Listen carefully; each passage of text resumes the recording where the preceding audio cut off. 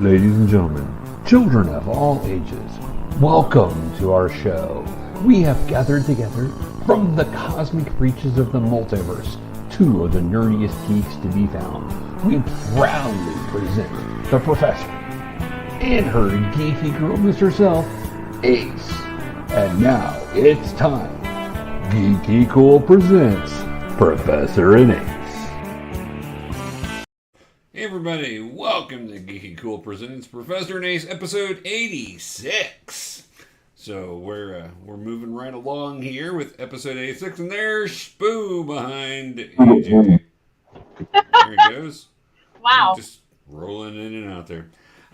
We wanted to talk some more about Stranger Things season 4 today. So So we're going to go over the last two episodes, part 2 of the season. Yes. Which, let's face it, like, these were movies. Yeah, they were, what, an hour, 40 minutes long each or something? The one was 2.5 hours. Yeah, episode 9 was 2.5 hours long. Was it? I was so sucked in I wasn't paying close. But yeah, it was long. Yeah. It was good, but it was long. I don't know why they didn't break it down into smaller episodes with it. Make it 13 episodes or whatever instead of 9. But How they usually do? I don't know. I can't remember. No, there's usually just 6 or 7 episodes. We started rewatching the whole series, by the way. right. Well, I thought there was 10 in the original one, but still, you could have added more if you needed more space.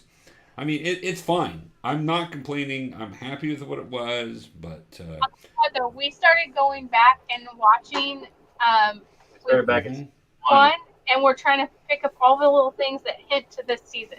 there you go. I started season 1, episode 1 with my son, hoping he's going to get into it. But so far he started to kind of like it, and then we got called away to something else, and then we haven't been back to it. So, but yeah, let's jump in and talk about this. So we now are in the end game of season 4.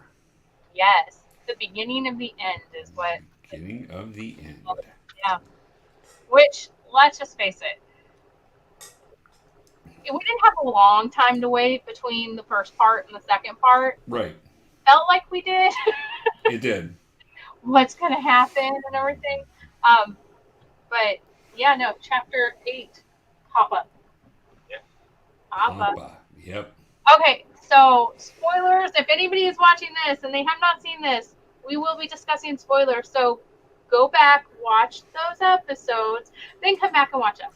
So after 4.5 hours, come back and what? Yeah. Well, because there's just so much, and there's so many questions that I want to know. I only, when it comes to the entire series as a whole, I have 2 words that form one question, and that question is bugging me. Like, I have my theories. I don't like any of this. Okay, I have this curse, right, where I can watch the first 5 minutes of almost anything and tell you how it's going to end. I call it Game of Thrones after the first episode. Mm-hmm. Almost 100% accuracy. Almost. I'm not entirely sure where this is going to go. And that's a weird feeling for me. Mm-hmm. Series, I'm like, okay, it could go this way, it could go this way, but the Duffer Brothers have been really good about not sticking with the Formula. the typical formulas. Right. You're exactly right. Yeah, and I like that. So the 2 words that just keep running through my head over and over and over again. Why Will? What does he want with Will, and why? Well, and these two don't answer anything other than that Will is still attached to the Upside Down. Which we did find out in these 2 episodes that Will is still attached. He does talk about that. Going back and rewatching it, it almost feels like season 1, Will going into the Upside Down for a week was kind of a fluke. Like, he got drug in by the Demogorgon because he was bleeding, because it was attracted to blood, if you remember. And he just got away somehow and hid. But every time it cuts to him in the Upside Down, he's singing to himself. Which So I pointed there's one of those little signs. I pointed out that we now know that songs are what make Vecna not take you to your happy place. Take you to your happy place. So then in season 2, Will is still having visions, so the best theory that I can kind of conjure up is that maybe he was originally going to be Vecna's first victim. Especially after experiencing the Upside Down, because it really messed up his mind. So he starts seeing all these visions of the Upside Down. He's seeing visions of the Mind Flayer, and then, of course, the Mind Flayer enters him. And once it enters him, that's where he became connected. Well, because I don't think that's the case. I mean, that would be for the entire season 1 to just be a fluke. Doesn't make sense. No, but there's things that we found in season 1 and season 2 that, and I think we'll have to just do a whole other video. Yeah. To just go back and go, what did we find? Right. I'm interested in that.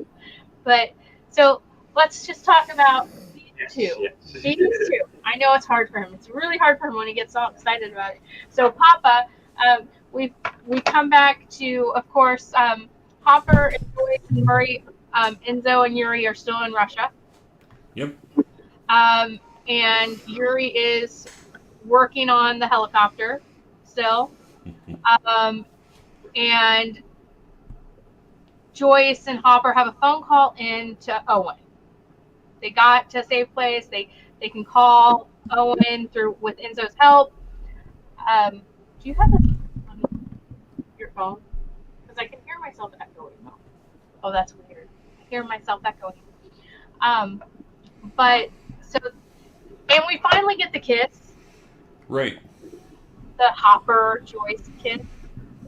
Finally get that, which is, I mean, I thought they kissed way long ago, but I read up. I thought they had full on had sex, but I don't.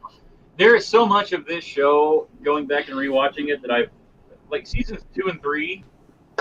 One together. It's all one big mess. There's stuff that happened in 2 that I thought was in 3. There's stuff that's in 3 that I thought was in 2. Right. It's all a blur. So, but we open with, remember at the end of the first part of season 4, Nancy is being trapped by Vecna. Right. And he is showing her things, but she is still in the Upside Down. Steve jumps down to try to, get her to, he's trying to get her to wake up. Remind me, I caught something that I have a theory. For what's coming. Oh, yeah. Something that you and I talked about the other day. So Vecna reveals to her, this vision of Hawkins in the future. Right. And all this time you're thinking that he's going to kill her, but he's not, which I found very interesting. That he's already marked Max, so does that mean Max has to be his final? I feel like it's like he could have made Nancy his final victim at that point. Right. He shows the clock striking 4, the mirror of the Upside Down in our world being joined, what was it? Like dark clouds, dead soldiers, armies of monsters, and basically Hawkins is in a fiery pit, basically, is how you could describe it. It's completely decimated, and he shows her individual people, like her mom and sister. Mm-hmm. I always find it weird that he doesn't show her the dad, and that, you know what I mean? It's the mom and the sister and stuff. But he shows her what he says is the future, and that he's winning. He's going to win. Like, he has no doubt in his mind that he's going to win at this point. So, the magic number being 4, which if you go back and watch, there are several things with 4. Mm-hmm. Like the obvious being the 4 in the party, and then 11 joins. 4 Ghostbusters. There's 4 Ghostbusters. 4, I mean, think about it's all 4s. It's all over. Although if you watch clocks in the background, of the show, like all throughout, it's always like 10:04. 11:04. Like it's a very specific thing with fours. And of course, he shows Nancy that he needs to have 4 victims to open up 4 gates, to connect them, to bring about the upside down coming to our world. Right. And then he releases her. He tells her something. Do you remember what he tells her? About 11. it tells her to go tell 11. I don't remember exactly. Right. Just go tell Just 11. go tell 11 what you saw. Yeah. But would you like to hear my find? Yes, we would. Okay, so all of the beasts and stuff from this show is all named after D&D characters, right? D&D Big Bad. So you got the Mind Flayer, the Demogorgon, Vecna. All of these things are from D&D. And you guys, my theory is that this whole thing is going to be like big D&D game. Big D&D game. But there is only one monster that has been mentioned in this show that we have not seen. And that was at the end of season 1, the last episode of season 1, where they're back playing D&D again, and they are attacked by, we'll just say something, okay? So, I gotta look it up again. Hang on, give me a second here. You gotta look up the name of it, exactly. No, I remember what it's called. I'm just remember. The description. The description is what I need. So Nancy is shown, shown the vision and everything, and where is it? And she describes it as. Okay, here it is. Okay, so when she sees the vision of the future, she says that she saw her parents, she saw her brother, she saw all of Hawkins in, basically hell on earth and stuff like that. She then says, quoting as closely as possible, "A giant beast with a gaping mouth surrounded by an army of monsters." Right? Yep. A giant monster with a gaping mouth. Those words specifically. Mm-hmm. The very end of the last episode of the first season, they're playing D&D, and they are attacked by the Thessal Hydra. Here is Forgotten Realms' actual description of the Thessal Hydra. The Thessal Hydras were hideous and terrifying creatures. They had a large reptilian body with a long tail, 18 feet in length, which ended in a pair of large, sharp pincers. It had no head, instead 8 Hydra-like heads, each about 6 feet in length, surrounded by a gaping mouth filled with teeth and acidic saliva. Which the saliva, they're all, no mention of that, but just the fact that it's literally described as having a giant gaping mouth. But you have the saliva feeling throughout this whole right. thing. Yeah. And the fact that it has no head, none of these guys have faces and whatever. So that's his theory. We keep saying, like Tiamat or something like that's going to show up in the final season, like the big bad of D&D, being the big bad of the Upside Down, but it could be the Thessal Hydra. There you go. Which would be really cool. Just a thought. That is a good thought, because it does describe it. So there you go. And the thing is, it's like it's just really cool. I love trying to figure out these things. Like I still think that if they haven't finished writing, if they want to take my idea to end this as just a bunch of 40-something-year-olds playing, I want that, please. You don't even have to pay me. You take the idea. Just know that I do. But paying you would be a nice thing to do. They should consider that and put you on staff and just royalties. We'll take a profit. Oh yes. So go ahead.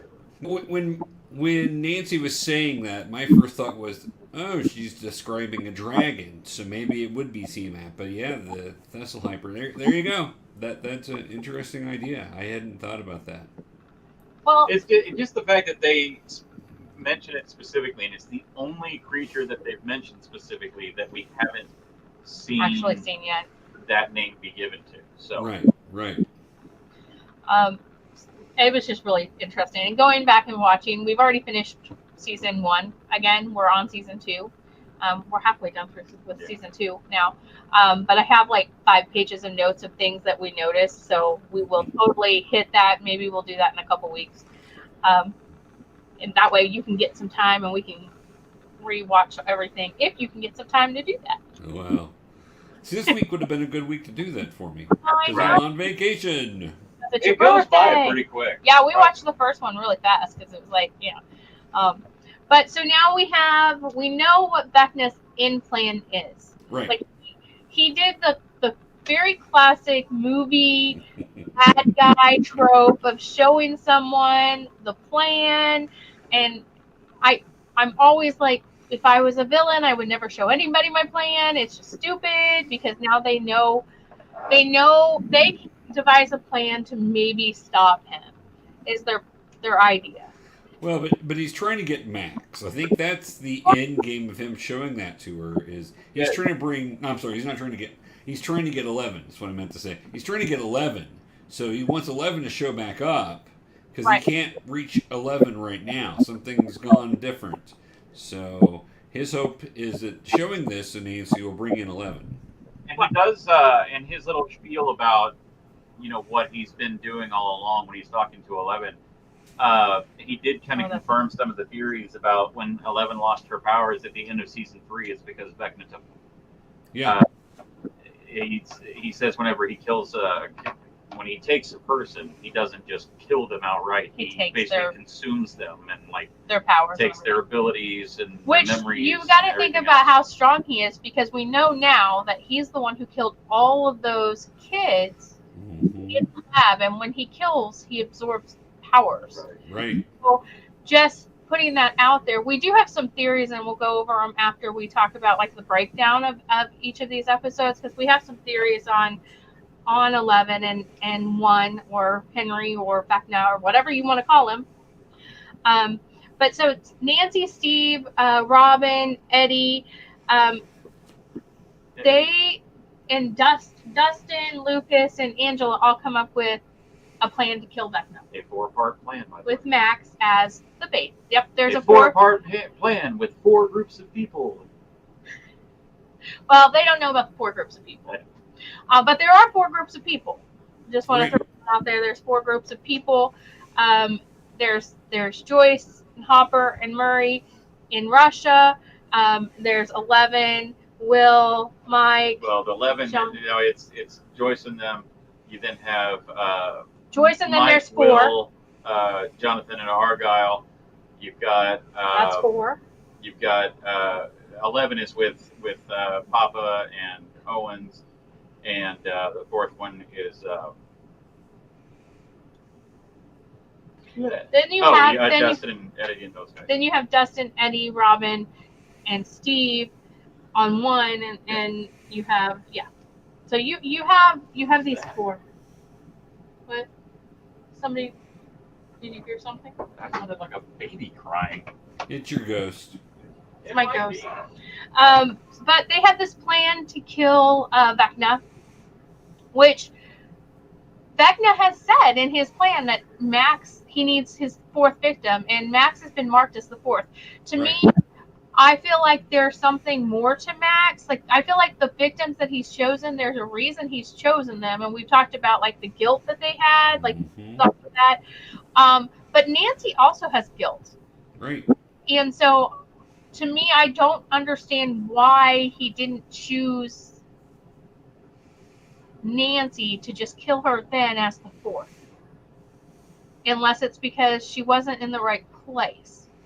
Because she was already in a place where there was a gate. And that's the only thing I can think of was why he didn't kill Nancy, because it would have been a wasted kill, because he needs a 4th gate open, and if he kills her at the 1st gate, it kind of doesn't do anything. Well, also, if he toys with Nancy some, gets her scared, then maybe he can get 11 to come back. Right. Well, he's going to get 11 to come back anyway. He knows that. He knows 11's not going to leave her friend. Unless it's something as simple as that he knows that Nancy's brother is 11's boyfriend. Right. I mean, yeah, it but could be something that simple. Yes, but it's the same thing as killing Max. Yeah. like it's the same thing as killing Max. It's killing any of them, really. Yes, but I think the whole point, he could have opened the gate. He just needs to kill his fourth victim in order to open the gate. 11 does not have to be there, and we know this because in episode 9 something happens and 11's not there, and the gates are open. And he ends up pulling a Palpatine anyway, and just says he wants her to watch. Right. Yeah, that's weird. Which is very, very Star Wars. Duffer Brothers have said this one. These two were. This season is a combination of A Nightmare on Elm Street and The Empire Strikes Back. Right. With little hints of Back to the Future mixed in. Right. So they plan on Dustin, Steve, Robin, Nancy, and Eddie going to the Upside Down. While Max, Lucas, and Angela stay, and they go to the Krill house, where they think Vecna is, where he's at, his physical body is, in the Upside Down when he mind walks. Is that what they call it? I don't know what they call it. Basically. Yeah. It's like mind walking. He can go into somebody's subconscious. So when he mind walks into their subconscious, so it's like Freddy with dreams, except they don't have to be asleep. He has to have his body at rest, kind of like Elle has her body. When she's in the water, it helps her focus, and she can mind walk as well. So they know this about Vecna because, well, they figure it. They don't know for sure, but they figure that his powers work similar to Elle's. And Nancy's like, we'll go there, we'll kill him. Dustin's like, it'll be like killing Dracula, a sleeping Dracula. You can kill him while his subconscious is somewhere else and his body is just there. It's actually a decent plan. Yeah. Like, if Elle would have been there, if Elle was there, it would have been a good plan.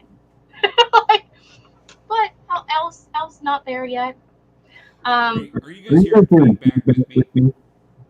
I'm hearing like a lot of weird noises, but it doesn't sound like it's coming from the computer. Yeah. Okay. Because I'm getting some feedback, so I just wasn't sure. Oh, okay. He's getting feedback. Are you getting feedback from us? I don't know. I'm getting feedback from something. I'm not sure if it's me or.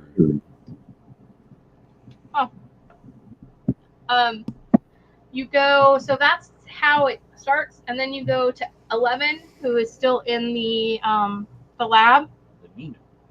Yeah, with Brenner, and she wants to leave. She tries to tell Owens that she wants to leave, and Owens is like, this is not a prison. She can leave because she knows her friends are in danger. But Papa Brenner is telling her basically, you're not ready. You need to learn to fly. You haven't learned to fly yet, which he has a theory about that. But she really, really wants to. She is psychologically, she drops in on her friends, so she hears that they're in danger, and she's determined to go. That does not go well. No, and I love the whole, she can lift up a tank. I think she's ready. Yes, because she wants to go, and Brenner is like, no, and she literally. Well, it's because she's the Luke, but she did what Luke couldn't do. Right. Or is she the Yoda?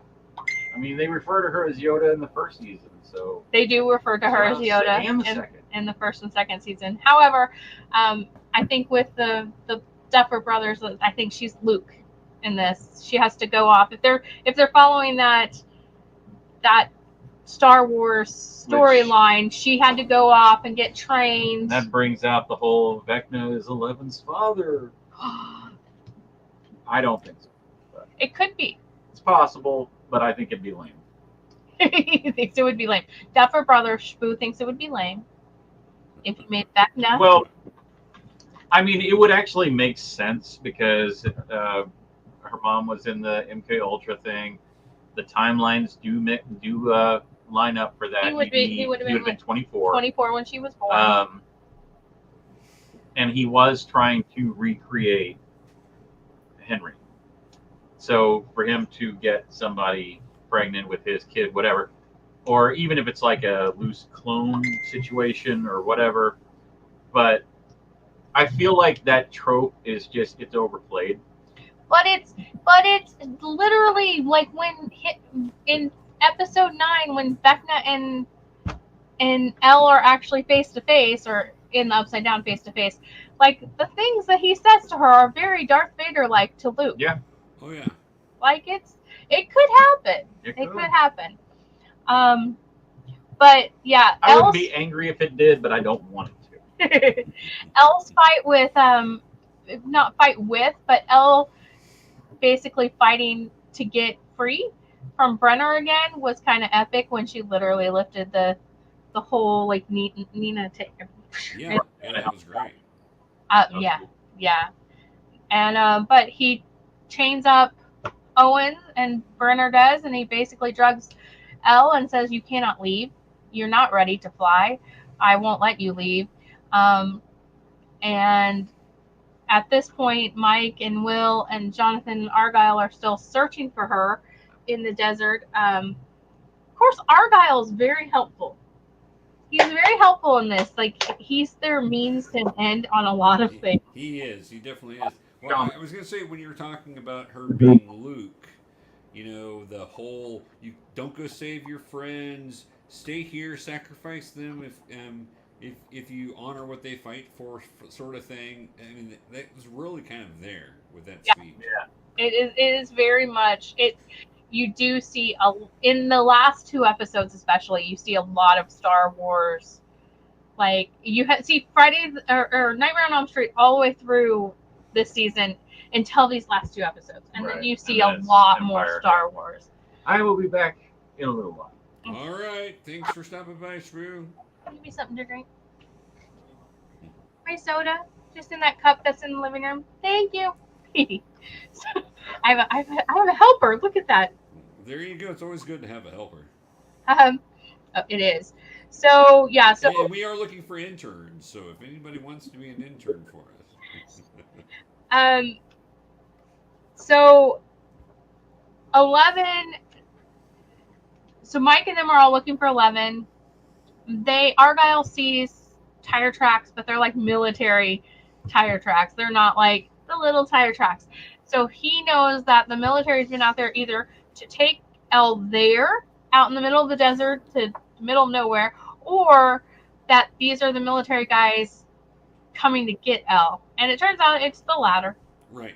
Well, and that was an important thing because they were kind of stuck because they'd used the GPS coordinates, but of course that doesn't pinpoint a spot, and you're out in the middle of a freaking desert. Yeah. So they feel like they are lost, and then Argyle's able to find those tracks. Yeah, he's very helpful. Like he gives them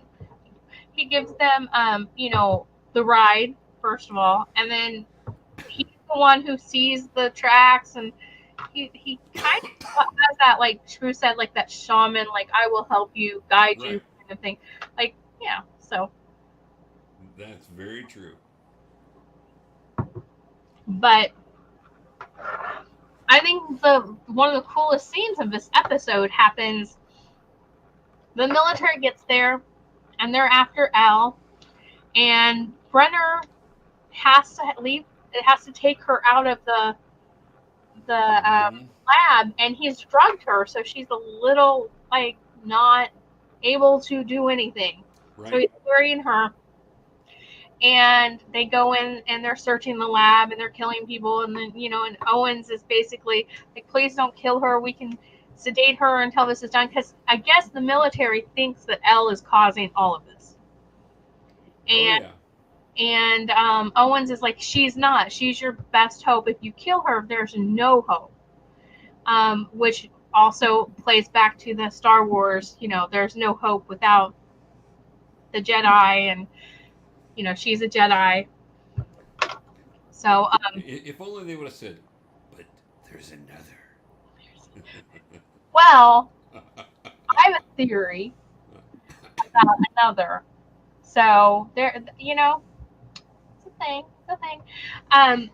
But Brenner's running out with Elle on his shoulders. He's running. There are like soldiers.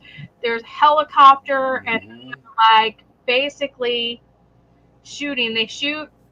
They hit him. He falls. he drops Elle. He gets up again, and they shoot him again. From a sniper in the helicopter. That's From a what sniper shooting. in the helicopter, Yeah. and he is actually at this point doing something I never thought he would do, which is protecting Elle. Like, he is literally trying to protect her. I think he sees her as the great hope. So I think he's one of those people that you can see he's got some of the right motivations, but he's abusing how to do that. It's so I think down deep he wants to help Elle, and that's the whole point in all of this. But he He, does get something out of it too. yeah, he wants to be a good guy. You're right. Like, he really thinks he is a good guy. In his mind, he is creating stuff to help the country fight evil, blah blah blah. Right. Right. We found out through the last episodes and stuff that he would send Ellen to find Henry. Like, I think feels really guilty. This is really truly how I feel like that he feels really guilty about what happened to Henry, what Right. happened to one. But he also knows Henry was the most powerful being that he had ever encountered, not knowing that Elle is really close, but Henry was more.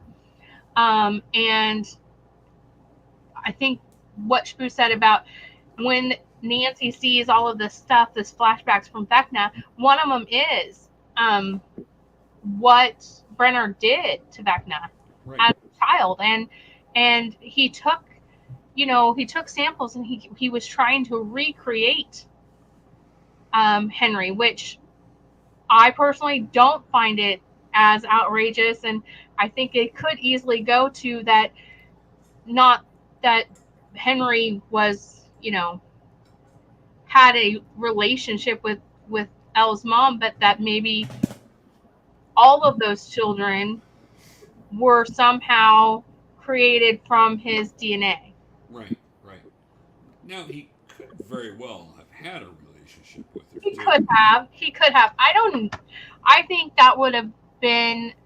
I mean, that could mean that could explain why Henry is kind of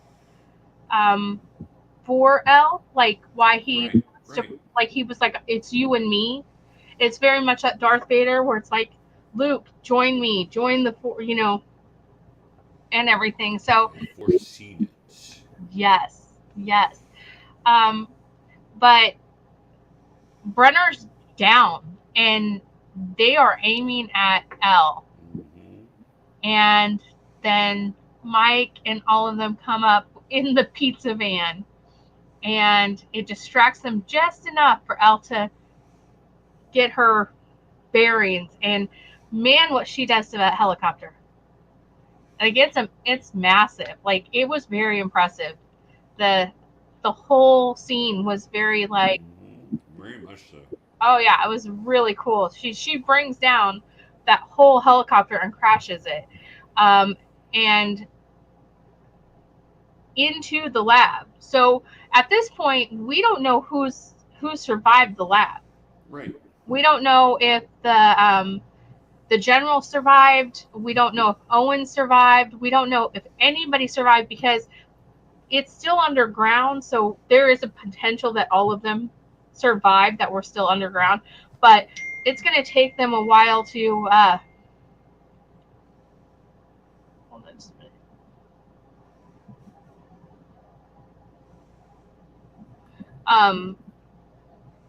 It's going to take them a while to dig out if they are under there. Right. That was a massive thing. It was really cool, and I liked it a lot. And then you go into Elle, hugging Mike and Will, and you have that whole the whole reunion kind of thing. Right. And then she goes over to Papa. Do you think he's actually dead? I think he's dead.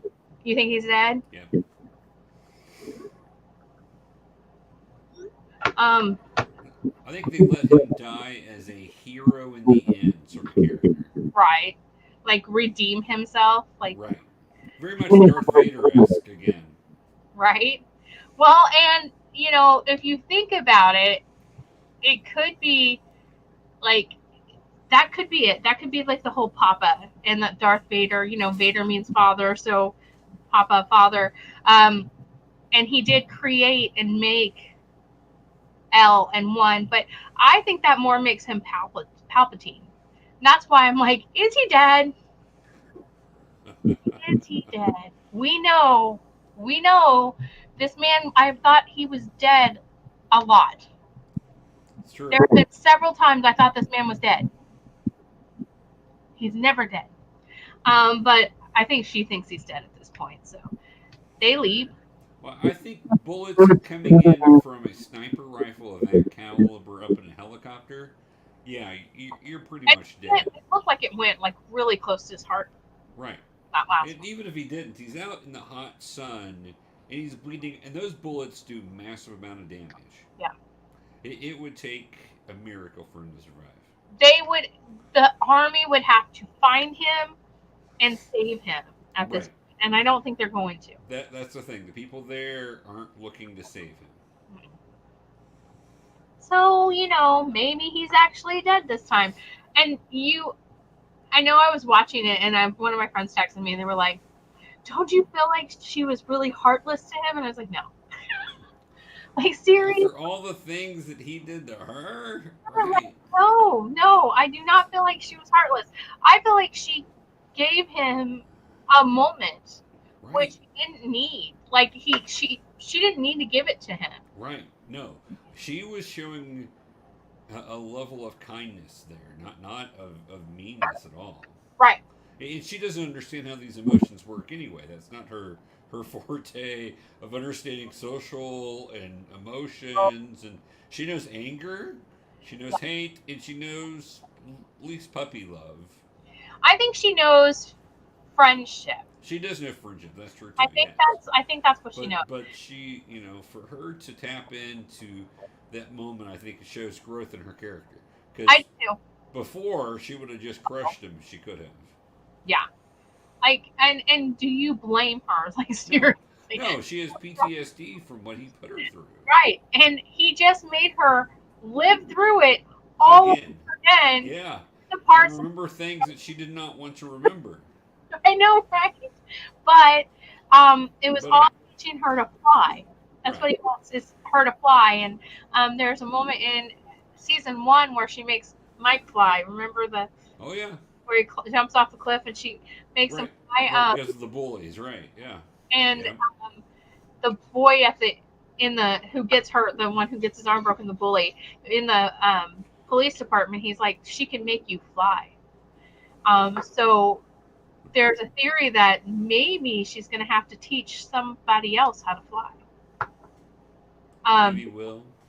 Will is my number one pick for that, because I feel like out of all of them, Will is the most connected to Vecna, Upside Down, 11 herself. Like, he can sense her, and she can sense him more than the others. Right. And now Max and Nancy may be coming close after their run-ins. So. Right. But also, if you're going for a Star Wars theme, Will and 11 are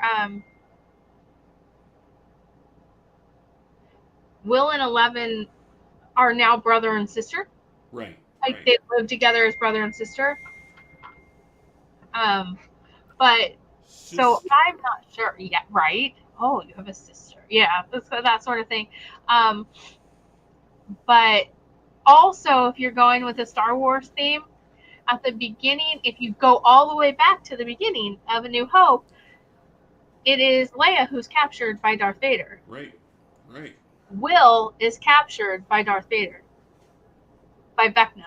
If Vecna is Darth Vader, Will is the one who's captured and sends for help so everybody knows what's going on. Right. So if you're going by that, with the Duffer Brothers did say there is that they have been entwining the Star Wars theme throughout, then that would make a lot more sense. Right. And that would mean that Will is force sensitive or special or has superpowers. Plus, Will is the wizard. When they play D&D, he's the one who is the wizard. So totally could be that. So you're a wizard, Will. You're fireball. Throw the fireball. Protection. But what's he do? He throws the fireball. I remember he draws pictures in season 2 about throwing fireballs. Or is it season 1? 1 or 2, and they're green because he doesn't have the right color, but they're green fireballs. I just think that's kind of foreshadowing if they go there. I think it's why Will. This is why Will. He can't just be a regular victim because he has It would be easy to make Will the victim. It would have been so easy.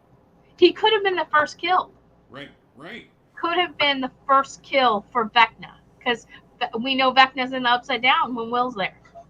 Vecna could have found him, and that would have been an easy kill for him. He was like a baby.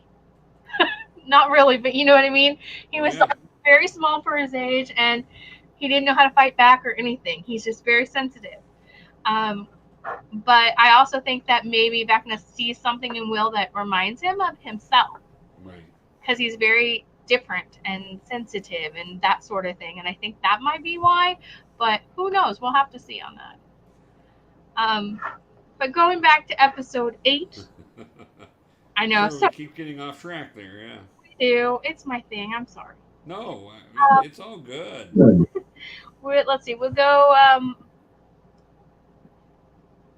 So now we go back to Russia, and Joyce and Hopper, they have that kiss and everything, and they get the phone call from Owen's female agent. I don't know her name. I don't even know if they know her name either, but yeah. I don't know, but it's not important. She's been watching the kids in Hawkins, and everything, and she knows what's going on with Elle and them. But she also knows that Joyce's house has been shot up, that the kids are missing, that they're in danger. And she basically tells them that they're in danger. And they have a choice to make on whether to try to get back home, which they're not going to get there in time. They know how this works. Right. Or Joyce is like, we go give them more time. Right. Go back to the prison, breaking back into a federal, or like a Russian federal prison. Yeah, that's what you want to do in the 80s. Prison, yeah. You never want to break into those places. But they're going to break into, to harm, to like, hopefully kill or damage the mind player, because the hive mind is there. And they know from battling before that if you hurt it, you hurt everything in the Upside Down, at least for a while. You're like, they're connected. Right. Like, all connected. And so they literally right back in. They have a plan. They're going to, get the Demogorgon and fire and get them all in there, and the mind. Yeah, it doesn't quite go as planned. Well, and I thought that the kids' plan was better than their plan. Actually. Oh, it was! Like, the kids' plan, seriously, they're like, okay. I mean, they have that, like, whole montage of that, like, getting ready with, like, the spikes in the shield and all of that stuff. And you have, like, those... Which is a really interesting thing with the shield, because that does come into play. It does. Or it can too. It can come into play in the future as well. But yes, it comes into play. But you have all of them pairing off and preparing for battle, basically. So the plan for them is so much more intricate. Also, it is. Hopper and Joyce and Murray are like, we're gonna go, and we're gonna give the kids time. Right. By hurting these things, we're gonna get the Demogorgons into the pit, because it held them that time that we fought him, and we're gonna fire them, and and it's gonna hurt them. Of course, they don't realize that there's a whole bunch of Demogorgons that are loose, and the kids' plan is basically Nancy, Steve, Robin, will go to the Krill house in the Upside Down. They have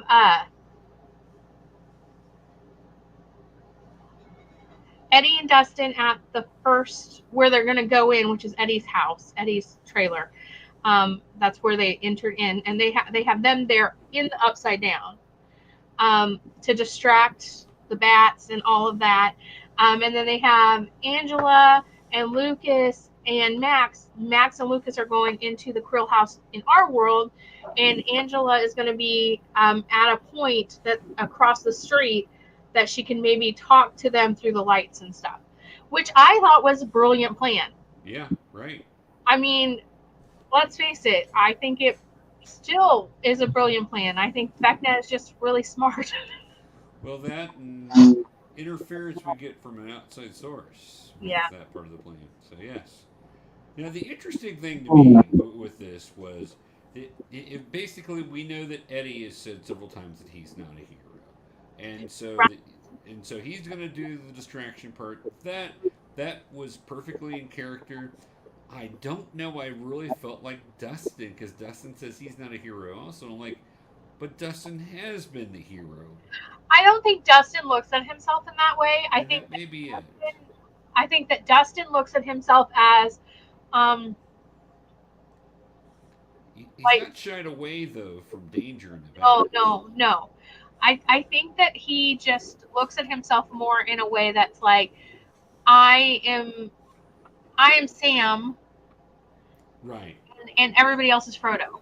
Right. Like, I'm just here to protect them and help them, but I'm not the main hero.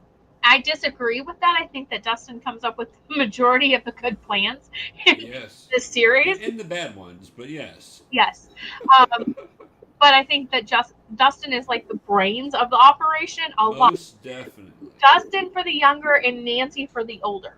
Right. I think Right. those two are very much the brains of the operation. And who thought Nancy would play this important of a character during season 1, right? Oh, yeah, no. I mean, season 1, she's a little more than a throwaway character. Steve either. Steve and her Oh, both yeah. are Oh, like, yeah. like, I never thought I would like Steve. I mean, yeah, he redeems himself at the end of season 1 a little. Like, he apologizes, which is a big thing, and it shows his character, his true character. But, yeah, no. Watching season 1, I just got done watching it and watching this one, and I'm like, I hated Steve then. Yeah, right. Yeah, that's what people are saying. Like on a scale of liking, Steve season 1 0 out of 10, season 4 11 out of 10. You know? Right. No, Steve has redeemed himself. Steve, I think, has the best character arc.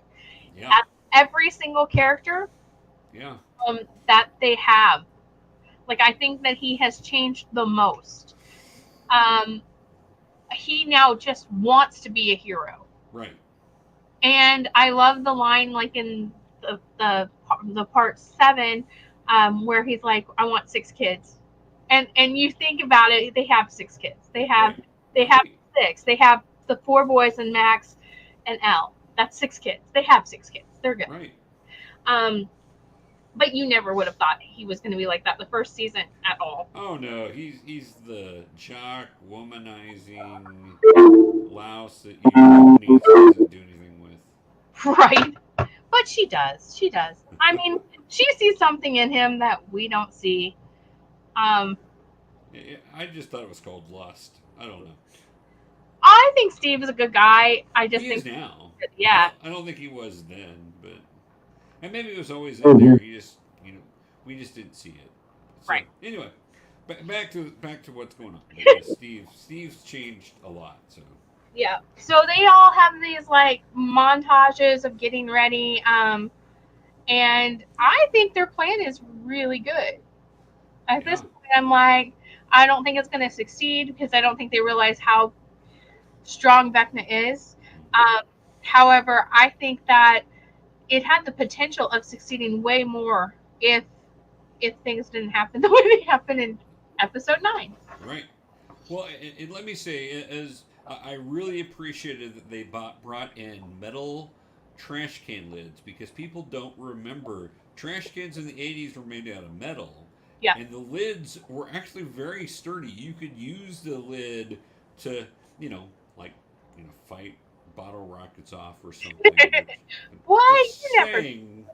It, now, No, I'm pretty comfortable in saying that can be used that way. and it's so smart because like they put the spikes through it, so there's Yeah. like nails, there's big nails through it. Yeah. Um, I thought it was really clever. Um, Also, the fact that they take the time in the upside down because they know the upside down is 3 years behind. So Right. anything they do now to the outside of the trailer now is not going to be like that in the upside down. So Right. they go to the upside down and they take the time to actually like put up fence and Right. traps and everything. And Dustin and him do a really good job with that. I think, They except do. for the fence at the top, who thinks like that, especially teenagers, they're not going to think like that. I think they did a really good job. Yes, Like they did. I think they could have fought off some zombies, I agree. but yeah. So it was really interesting. I think there's some moments in there where you see Steve still has this jealousy with Dustin and Eddie's Mhm. relationship, and it's kind of like Dustin. All the other kids you kind of met their families a little bit more. Dustin, you met his mom in season 2 with the cat, but Dustin reminds me of Eddie from It.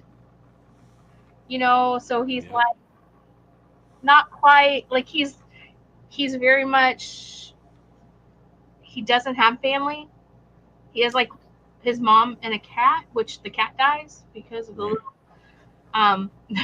because of his little Demogorgon. Um, but Yeah. but yeah, I think that it's really interesting to see Steve and Eddie both taking that parental thing with Right. him, and Dustin feels like he's older mentally than the other kids. I know that sounds weird because he's still silly and he's still goofy, but I feel like he not just is intellectually smarter than them, but he's also like emotionally more mature than them. And I feel like the friendship between him and Steve and him and Eddie make more sense than the others. Right. Like I think Steve likes the other ones, but I think he has a better relationship with Dustin. Oh yeah. And Eddie likes the other kids, but he knows that Dustin's the one who's going to have to look after them. Like he literally tells him, look after them. Right. Like when he's talking about and this is like when they're doing everything, he's like, no matter what, look after those kids. Like, look, and he's the same age as them, but he's telling him to look after those kids. Um, but yeah, no, I really liked episode 8. What did you think of episode 8? Oh yeah. Yeah. Episode 8 really kind of built you up for it. You're like, okay, well, this You is knew on. you knew it was going to be a battle. Like it's Oh not yeah. a fight, and it's not just a fight on like one thing. Like Elle is like, I have to go. We have to get there because she knows that she's heard all of this. So she knows Max is literally going to put herself in harm as bait for Vecna. Right. Because Right. Max is the fourth. Max has been marked as the fourth. All she has to do is take off those headphones and stop listening to the song, and Vecna's going to come for her. And that's their plan, is to use her as bait. And with Lucas there to put the headphones on if anything goes really bad, which unfortunately doesn't quite happen the way they planned because of somebody. Right. Um, so now we get to episode 9, Episode 9. Piggyback. Yep. This episode, so full of stuff. It could have been a full-length movie. It So pretty much was. I was talking to one of my youth girls last night who is also really into Stranger Things. She also has a Stranger Things t-shirt, so we were talking, and she's like, oh, Piggyback. Oh, that was such an emotional ride. I'm like, I know. So emotional. Like, you literally, like, you have everyone doing their part in every aspect that you can get, and it starts with, you know, these emotional aspects of Will and Jonathan. Finally, you see Jonathan. Finally, this season, he's been a throwaway character, in my opinion. And finally, you see Jonathan be the big brother that we know he is, because Right. he's been that way in the last couple seasons. Um, And even season 1, he really becomes that in season 1. Season 1, he was all about that. Season 2, a little bit more about Nancy. Yeah. I'm trying to get, you know, that going.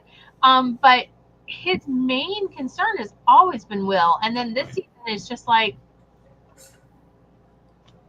which I get. He's a senior in high school. He's, you know, doing all these things. He doesn't get into the college he wants. Like all of this stuff going on.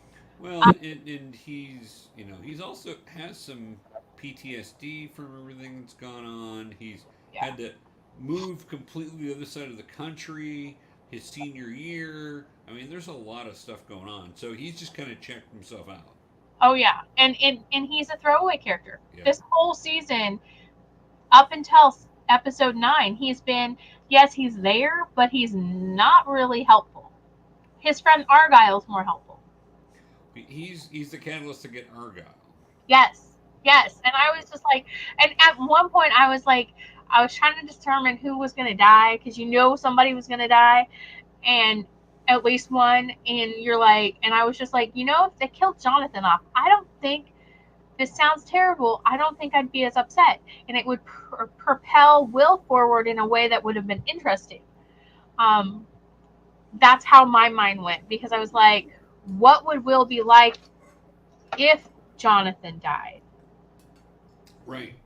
Like, how would that affect Will? Would it make him go in, or would it make him get angry? And I think Will has powers. I really do. I think Will has powers. I think it goes back to season 1 when they're riding the bikes before they get loose, and Will tells Dustin he wants his X-Men, and the one he wants is the introduction to the Phoenix, Mm-hmm. which, since Will has died, I mean, he was dead. They had to get his heart going again in the Upside Down in season 1. He has died. He has rose from the spores or the ashes. He has these dark visions, like the Dark Phoenix. Like, I think that Will has powers. I really do. And I think that that could have been a really good way to bring those forward. Like, I'm not sure we needed to see the Dark Will saga, no, though. but I think he has enough people who still love him that it wouldn't make him go all the way. I think it would have got him angry. Like, Will doesn't get angry. Even through all of this, have we ever seen Will really angry? No. That's the thing. Will needs to get angry, I think. But so we go back to episode 9. Hopper, Joyce, Murray sneak back in. Enzo and Yuri are working on the helicopter. They didn't really sneak. They drove right through the gate. Nobody was there. Nobody was there. They were planning on sneaking. They had a plan. Didn't need it. Everybody's fighting the Demogorgons and dying. Like, it's fine. It's fine. Yeah, pretty much everybody's dead. All those little Demogorgons that were in the little test tubes, the test tube babies, yeah, they're all out.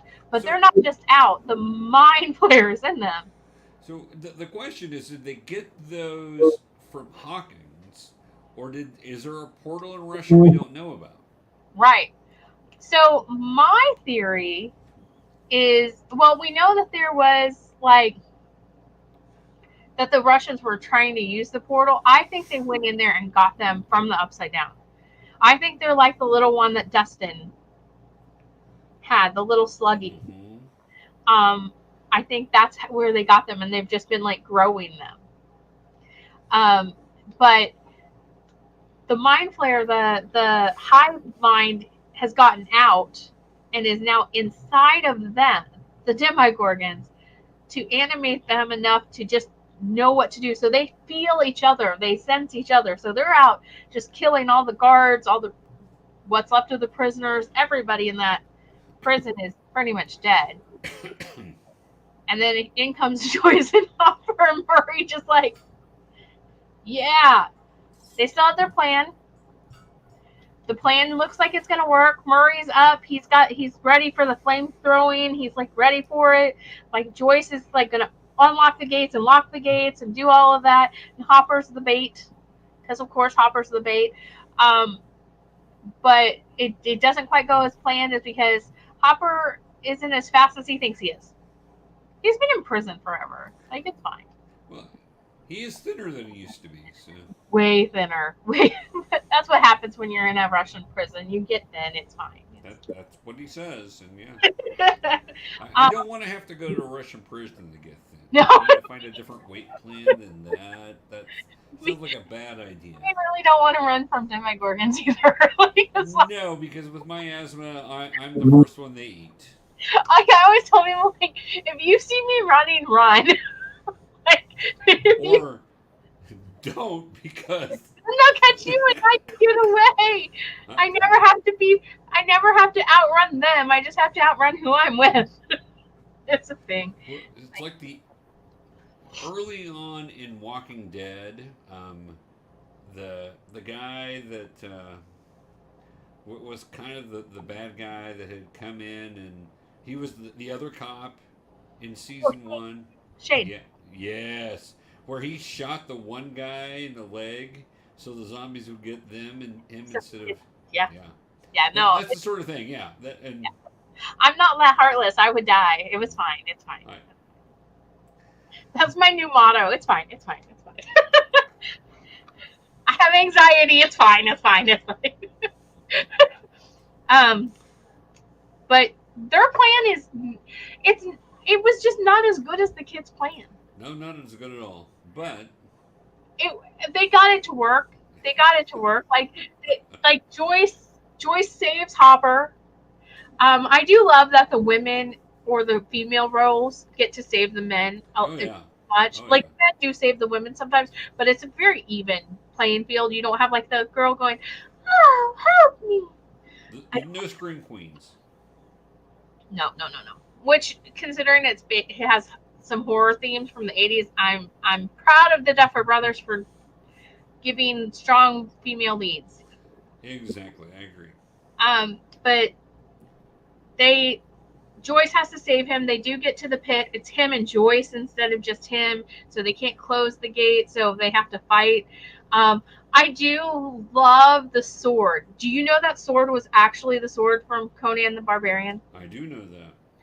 I love that, but at first I'm like, wait, where did he get this sword? So it's like this, and I know they had all these weapons that they were using and stuff, right. But those throwaway weapons to play with the people as they attack the Demogorgon, yeah. But one of them is actually the prop sword that was used in the 1980s Conan the Barbarian, and Hopper finds it and uses it to fight off the Demogorgon, which has the mind hive in its head.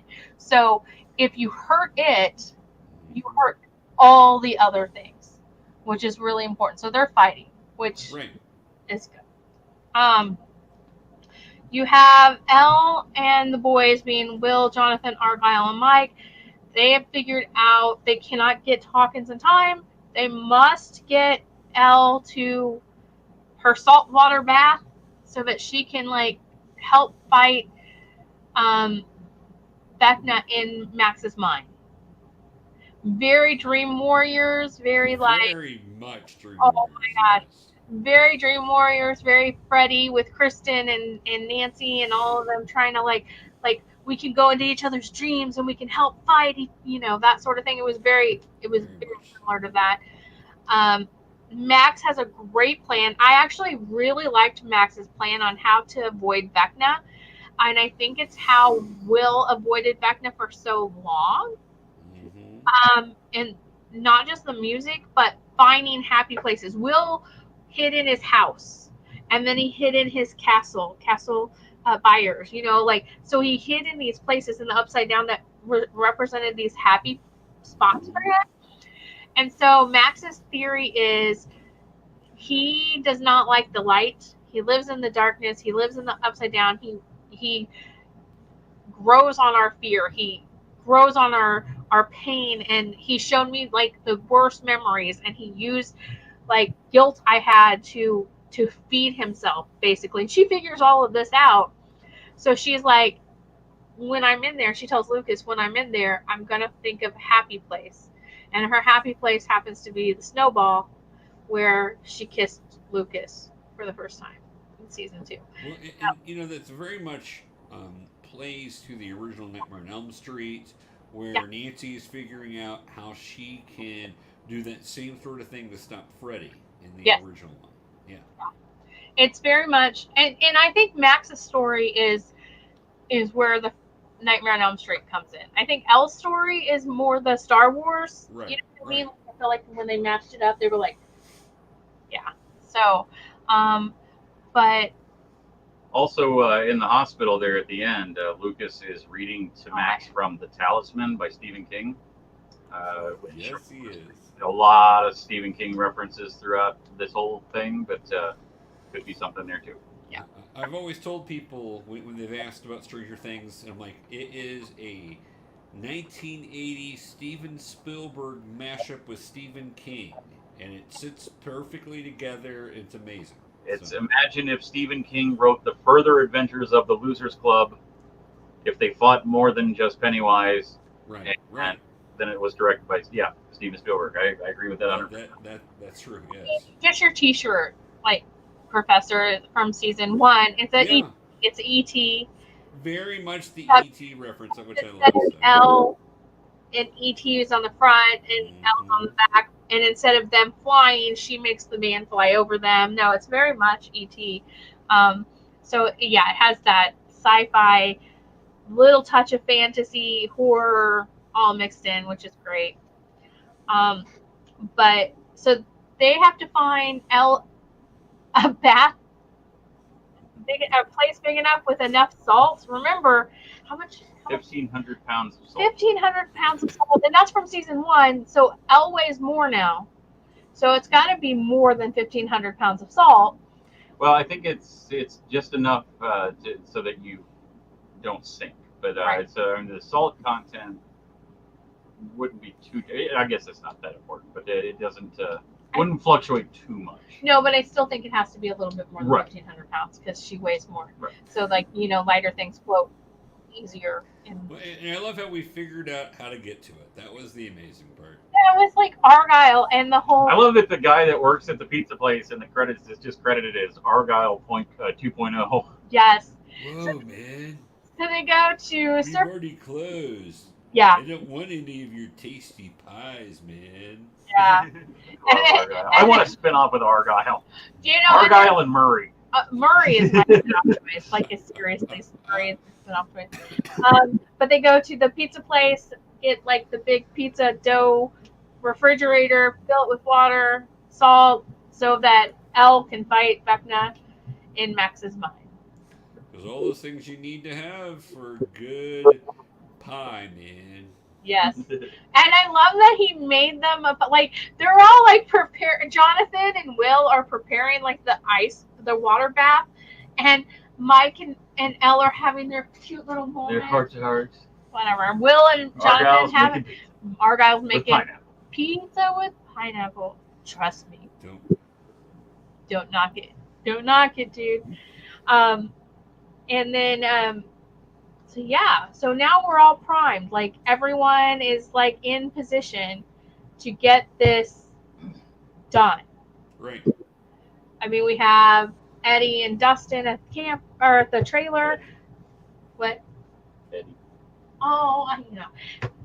Eddie and Dustin at the trailer. We have Nancy and Steve and Robin at the Which, can I throw in real quick the attention to detail? So we've been going back, rewatching seasons 1, 2, and 3 to try to find little hints of I wanted to see if I can spot Eddie. And in season 1, Nancy's making a phone call to her mom from to somebody. Anyway, she's on the phone. To her friend's mom. Right behind her is the Battle of the Bands poster, the one that Eddie's band won. There you go. It's awesome. Yeah. So they're all there, and then it comes time for Dustin and Eddie to distract the bats. The most epic scene in Stranger Things to date. Have you mentioned the missing poster yet? No. The missing what? No, that's at the end. I won't. We go. There's something with this scene that doesn't make sense. We'll get to it. But All right. this is Eddie playing Master of Puppets. Yeah, Master of Puppet or Puppet Master. Master of Puppets. Master of Puppets. Yeah, Master of Puppets by Metallica. Yep. And you found a great video of the guy who did the actual. So the guy who plays Eddie actually does play guitar, but he's not as quick as they needed him to be for the close up. So they had a hand stand in. Yeah. But I just love that Metallica's actually did a TikTok duet with Eddie. Yeah, Yeah. I agree. That's so cool. So cool. And this was epic. And talk about kids loving metal now, like it's going to hit. We saw what happened to Running Uphill. Like exactly. Can you imagine Master of Puppets? Big Hit number one. Number one. Yeah. Oh, that would be awesome. They do such a good job distracting the bats so that they could go. They do too good of a job. So Eddie pulls down this awesome looking guitar. Oh my god. Plugs the amp on top of the trailer. And for those that haven't seen it, just wails on Master of Puppets. And it is so good. Dustin's just there going, yeah. Like Dustin is a little rocker. He's just like rocking out. Like we may not be done with Eddie yet. Yeah. Just saying. So the bats come.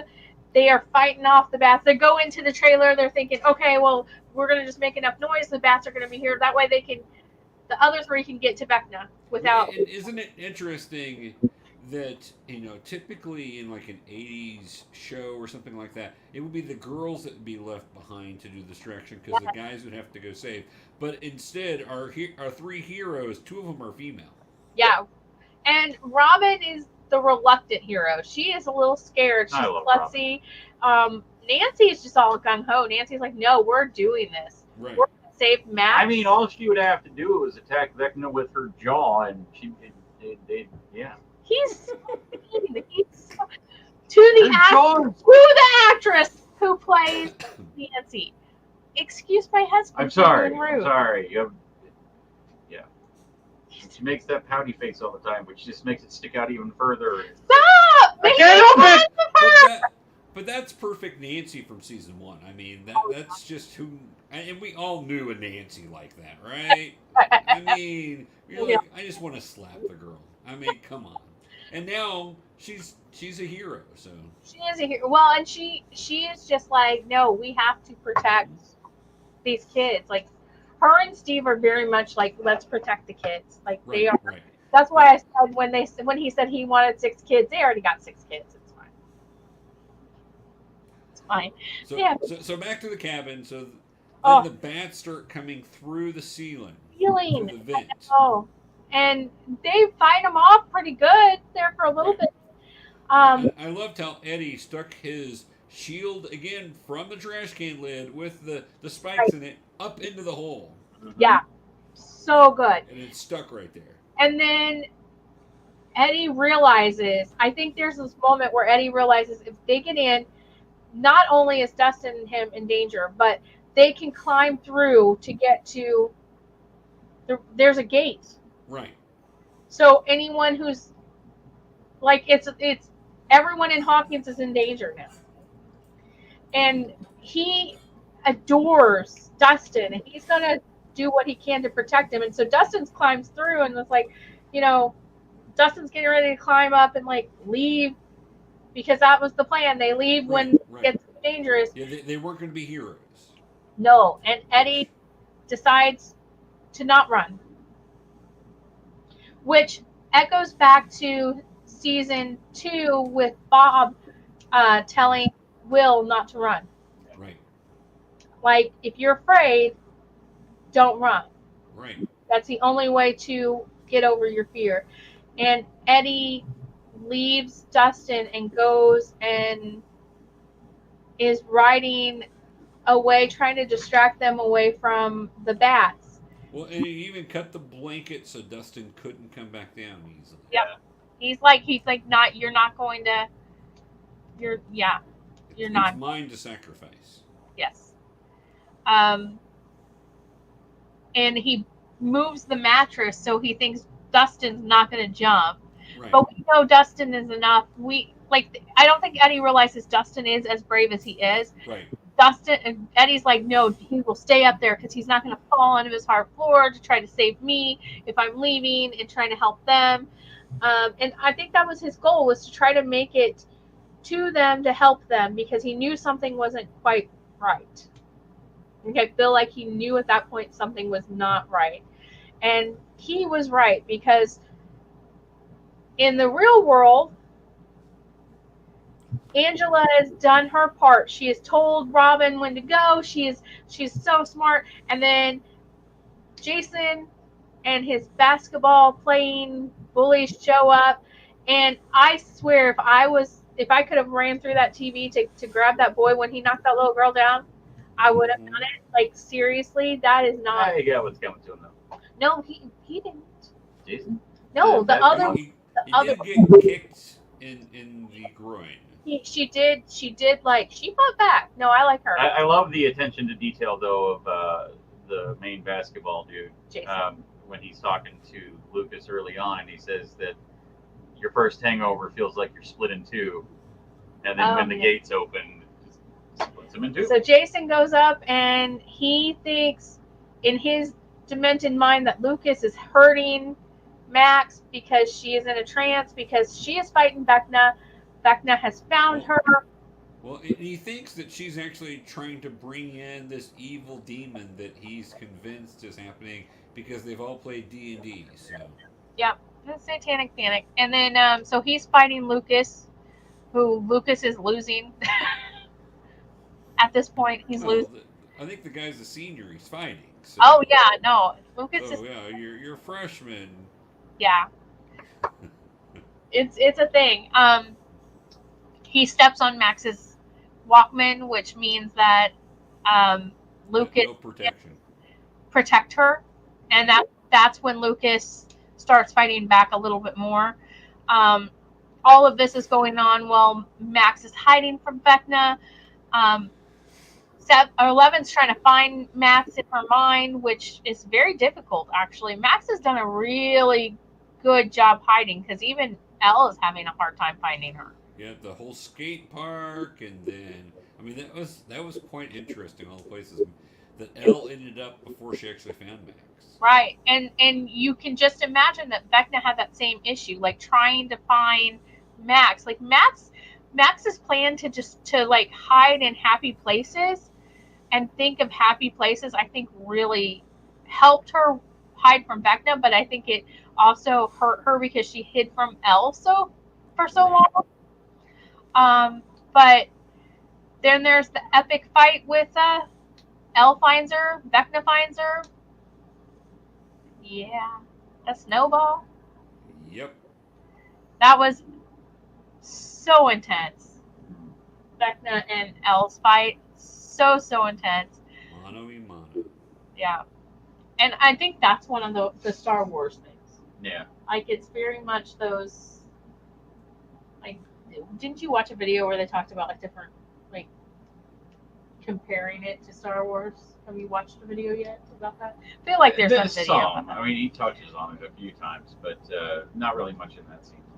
Yeah, but there's the biggest part from that scene, other than just, well, they have a big fight, but then he when he finally gets the upper hand on Elle, he pins her against the wall and says he wants her to watch the end, kind of like Palpatine saying. Right.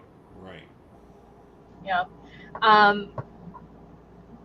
Dustin, at this point, has jumped back into the Upside Down and is chased after Eddie, who is fighting off hundreds of vampire-type Upside Down bats. That's the only way to talk about it. Some But choice of words there. yes, Well, there's a reason. But remember when Steve got bit, they were talking about, oh, you can't die from it, the bite, but you could bleed it out. So Eddie isn't going to die from the bites, but he's got bit enough that he's bleeding out, and he has a really I couldn't this moment killed me. I cried with Dustin saying, I didn't run. Right. And, right. For the first time, he didn't run. Right. But it was just hard. It's gonna be my year, Henderson. It's gonna be my year. Because if you remember, Eddie is a third-year senior, which means he's been a senior for 3 years, and finally he's gonna graduate, but he's not, because he dies in the Upside Down, or at least we think he dies in the Upside Down. There are theories going around. Right. And Screw wants to talk about him. Look at that. Yeah, I know. We have beard. We both have our theories that we've found and we've come up with and stuff.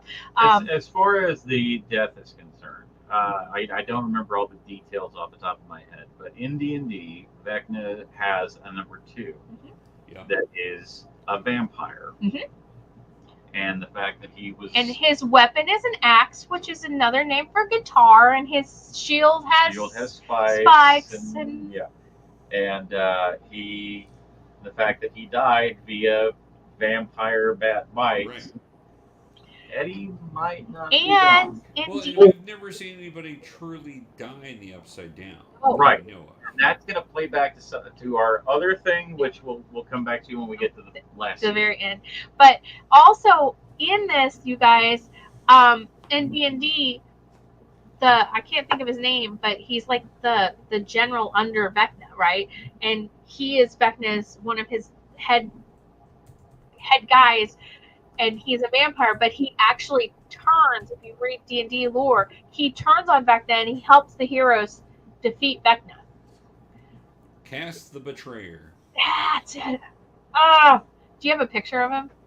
Let me find. Because if you look at a picture of him, and then you look at Eddie, I mean, they could go that route. They could have Eddie. Eddie was such a popular character this season. Oh, yeah. They could have Eddie still be alive, and Eddie becomes a vampire in the Upside Down, and Vecna uses him, and then he betrays Vecna, which I would not be opposed to in season 5. Because an axe, a guitar, shield with spikes, like, it just makes sense. It just makes sense. He's like looking. Professor. I've got one for us. Yes. There you go. So he has in the lore. Maybe that's not right. Hold on. Yeah, no, I think that's. That may be Vecna. So give me a moment. Yeah. So he is described, if I remember it right, he is described with like dark hair, very tall, lanky, like, but he has an axe for a weapon and a shield with spikes in it. Right. Which to me is like really cool. But they did a really good job with Vecna, making like that looks like, yeah, I could see Vecna without going like all literal on it. Right.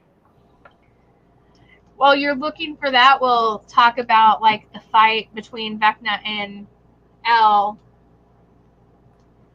And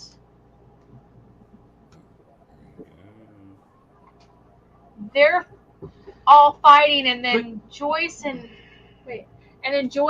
them kill part of the hive mind in Russia. They kill the Demogorgons, and when that happens, all the bats fall. There he is.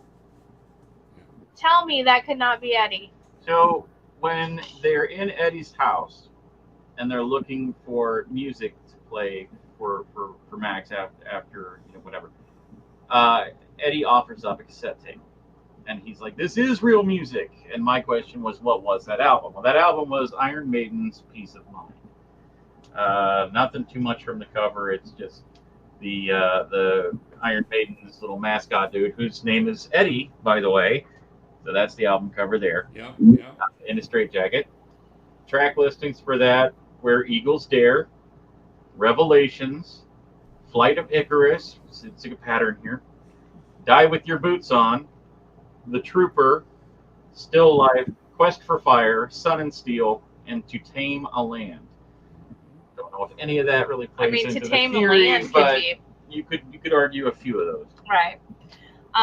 But luckily, Joyce and them, their plan worked. It gave the kids a little bit of safety on the Upside Down when they killed because the Mind Hive, when one hurts, they all hurt, even the ones in the Upside Down. So all the bats fall, so Dustin can get there for Eddie.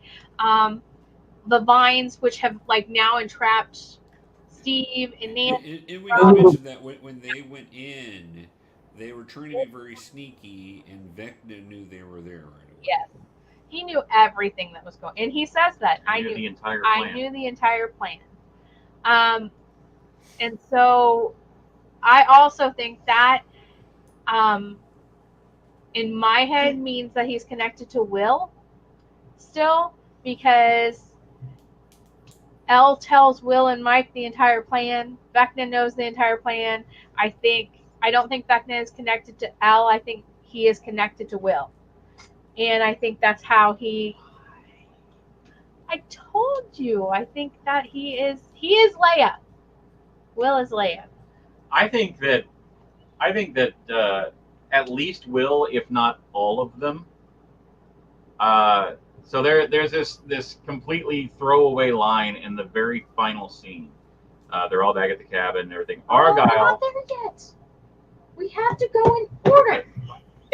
I'll wait. Okay, so he wants to skip around. I know Lucas is not. He's fighting off Jason. Vecna has Elle trapped. Says, "I want you to watch while I kill Max," basically, and open up these 4 gates to bring the Upside Down to Hawkins. And there's nothing you can do to stop me. And the rest of the world. And make it. Yep. And he literally, I thought, Max was a goner. He has her up, breaks both her arms, both her legs, the eyes, she can't see. Yeah, that part, I was convinced Max was going to be fine up until all of a sudden her arms start breaking. And I'm like, no, you can't kill Max. Yeah. I really thought they were going to kill her off. I did too. She may be dead. But she has to be. At least for the gate to open, right? For the gate to open. Yeah. He died. I agree. She died. The gate did open. She died. The gate opened. Steve and them get into Vecna's body. They start fighting his physical body, so he has to leave a little bit. But at the same time, Elle is fighting his spiritual body in Max's mind. All this is going on. You got to think this Upside Down thing with Max is actually in her mind. Right. So Max is going through a lot. She is she's dying. And Elle and Juan are still fighting. Vecna are still fighting in her mind. Nancy and them are still fighting him in not the real world, but the real Upside Down. Because there's 3 dimensions in this world. There's the mind, and then there's Upside Down, and then there's the real world. They think they've got him. He goes out the window. Elle thinks he's gone. And then she sees Max, and she brings her back to life. It's very suspicious how it happens. Yeah. She's dead in Lucas's, and when she dies, the gates do open, guys. Hawkins is split. It's this volcanic, earthquake, seismic and thing. Kills a lot of people instantly in Hawkins. Including Jason. Including Jason. Who gets literally divided in half, and his. And we all cried at that. Oh no, I none mean, of us it's so cried. I love how they didn't even focus on They it. didn't. It It was was just just kind of like there. it just happened. Oh, Jason said, "Okay, Max, are you okay?" Like that sort of thing. Max is still alive because Elle did something Went in her mind and did.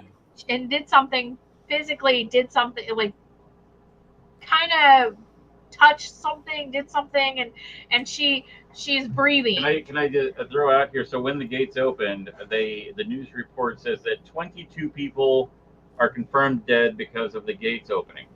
Yep. 22. 2 plus 2 Four. is 4. No, they count Eddie as that because the news report does mention that Eddie, they still think he's the one who killed the cheerleader and the other Right. guys. But he's been missing since the seismic activity is happening. Somebody did the auto tune the news guys. They did a video for Chrissy Wake Up with Eddie trying to whenever she starts to die. You should look it up. Look up auto tune Chrissy Wake Up. It's hilarious. Oh my gosh, that's hilarious. Chrissy Wake Up. I don't like this. Chrissy Wake Up. Oh, It's funny. my husband. What can I say? So they now think they don't think they've killed Vecna because his body in the Upside Down's missing, but they think that they've at least won this war, this battle. Even though the portal opened. Portal open. Now, things aren't pouring in, so you don't have like Demogorgon and other things pouring in. Yeah. Not yet. And at first, it's just like this massive, It's what just they called an the gates. earthquake. It's like the 4 gates connected, and things fell while they connected into this giant lake. And then by the end, you've got the spores coming in, and the Things grass dying. and everything is dying, like in season 2. And at the end, you get to see Will and that group, Mike, Elle, Will, Jonathan, Argyle, get back to Hawkins. They go to the hospital where Max is with Lucas and Angela. She's in a coma. She's non-responsive to anything, but she's still breathing. Elle, is there any brain activity? Yeah, Elle goes into mind walk, and it's just blackness. That could mean a lot of different things. Personally, I think that that Max actually is dead, and that Vecna is just in Max, or he's still in there, but she is alive. He's just got her like tucked away somewhere, and he's using her as a vessel. So that'll probably be that. So the Dever brothers have already said season 5 will be very Return of the Jedi. So that would stand to reason that the first half of it will be save Max, a la save Han. So yeah, she's in there, but so is he. Yeah, and you got to think like the whole they burned his body in the Upside Down. They had like his body, which is his real body. It's Henry's real body is in the Upside Down. It's not like an extra, it's his body. And so they've harmed and damaged his body, kind of like Vader, like Anakin. Yeah. So he has to have another vessel. He has to have another way to get to physically do what he needs to do. He's more Maxine now than man. It's a thing. It's a thing. God, I'm good. So I did find it interesting. A really cool shot of when they're coming into town, everybody leaving, and the roads basically being, it's just a huge traffic jam trying to leave Hawkins. Yep. Well, and it's inhabitable. Like even if you don't know if the Upside Down is there, like it's coming. It is a seismic activity. It's basically like giant volcanic. This town's cursed, so I'm getting out. I would be leaving so fast. Of course, Mike's family doesn't leave. None of the main character families leave. Mike's family. Oh my gosh. It's a thing. Notice that his mom gets more blonde each year. Yeah, we were like, I was like, is that the same actress? It is. It's just Yeah, she go keeps back and look getting at more episode blonde. 1 from season 1. It looks It's like a totally different person. actress. But they get back and they split up again. After they go and see Max, they split up again, where Steve, Robin, and Dustin go to the community center, this gym to kind of help with people who are looking for them. Like, anytime there's a natural disaster, It's like a FEMA shelter. there's a FEMA shelter. Right. And they're volunteering there and offering to help. And they brought clothes and other things with them to try to, like you would, bring stuff to help donate. And then People that lost it what all. else? Yeah, and then what else can we do and everything? You have that. You have Angela and Lucas are still at the hospital with Max. You have everyone else goes to the cabin to start cleaning up. Then Hopper and Joyce show back up. There's that reunion. Oh, happy, happy, happy reunion. There's always a happy, happy reunion at the end of these. Like, always. It's true. Yeah. And then Will gets a feeling He gets the goosebumps on the back of his neck.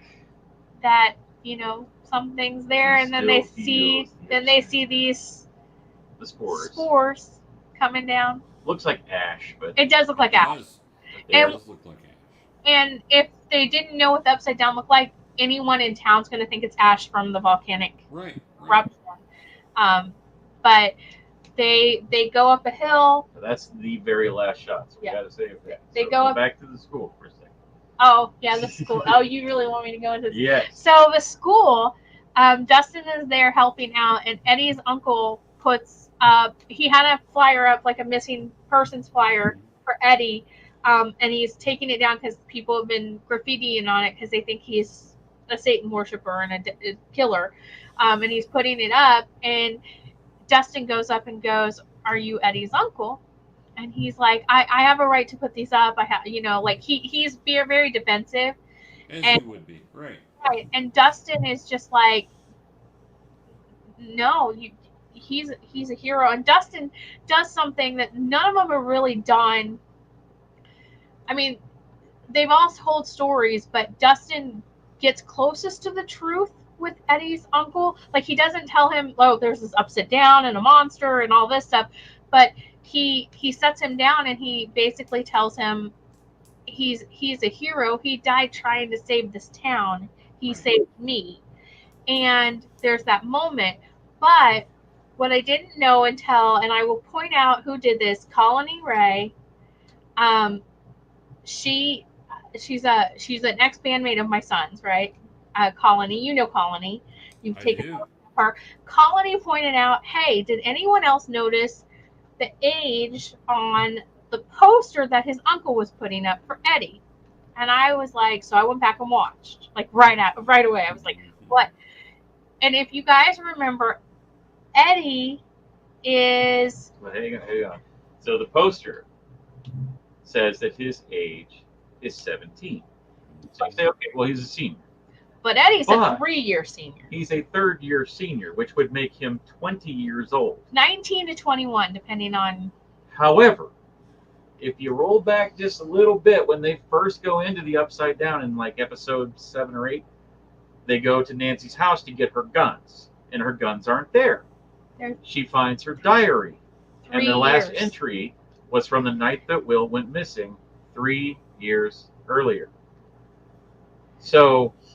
Is it something? The date on the actual date that he technically died on, yes, he would have been 17 years old. But he didn't die in this world anyway. On that date, he died 3 years later. So he should be 20 years old, not 17 years old. So and it goes back to what you said about how we've never seen anybody actually die in the Upside Down. Right. Yeah. What, if anything, does that mean? And we don't think because we know these guys don't make mistakes. That's not just the prop department screwed up. Right. But Colony pointed that out, so I'm just giving a shout out to Colony because I went and looked. No, and yeah, I read the same thing from Colony, so that was a good shout out and catch. The interesting thing I thought was, is Eddie really a 3-year senior, or is that a myth to kind of make himself look more important to the younger kids? He's Or mentioned no less than 3 times that we thought of off the top of our heads without even having to go back and look. yeah, yeah. It's mentioned, like when we first meet Eddie, it's mentioned a couple of times in that scene. When he talks to And the he says it cheerleader, again. when he talks to Chrissy. Yeah, and he says it again as he's dying about the whole this Well, is gonna be my year Here's thing. the thing: he won the Battle of the Bands his first senior year, Right. which would have been 3 years. years ago. It would have been the first season. So that again, that's assuming that he wasn't making this big myth because he wanted to be cooler but Right. being older. But the other thing is, was Eddie advanced because, like a lot of really smart kids, you get bored and then you end up causing problems in school because you're bored Yeah, to tears. That too is like, unless he skipped a couple of grades as a younger kid Yeah. and then got held back as an older kid. Which But could very well happen. we also And also, maybe he doesn't want to, he doesn't want to leave school because this is, even though he hates this school, this is where his group of friends are, even though they're the outcasts. and but as far as the argument that could be made for this is just a simple prop department screw up. So in that house, Nancy finds the diary, and she says it's from the night that Will went missing. Right. And she knows this based on the diary and the cards that she used to study with Steve in the first episode. Right.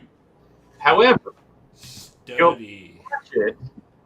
she didn't study with Steve the night that Will disappeared. It was the next night. Right. They didn't meet Elle until about 24 hours after Will disappeared. So time stopped when they all met Elle, like in the Upside Down. So yeah, Instead is of it when truly from the night that Will disappeared, or is it from the night that they met Elle. 11? So I don't know. There's all kinds of things. Now, setting up for season 5 is fun because we now have the spores on the Upside Down. Unless he disappeared after midnight. But I want to say it was only like 10 o'clock. Right, because it was 10 o'clock, they all had to go home. They all had to go home at 10, yeah. So, but yeah, like setting up for season 5 is going to be fun. It's the final season. They've already said that it's going to be the final season.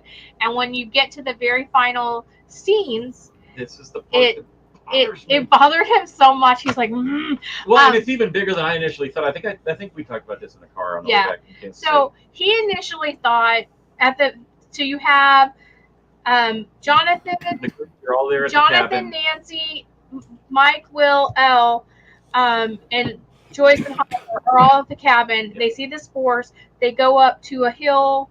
I think it's the same hill that they had like the radio to talk to Dustin's girlfriend. Right. It looks like. And they go up. Were they running up the hill though?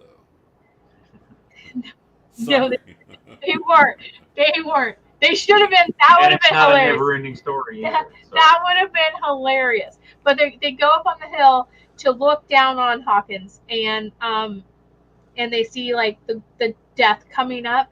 And at this point, they all walk up together. As a group.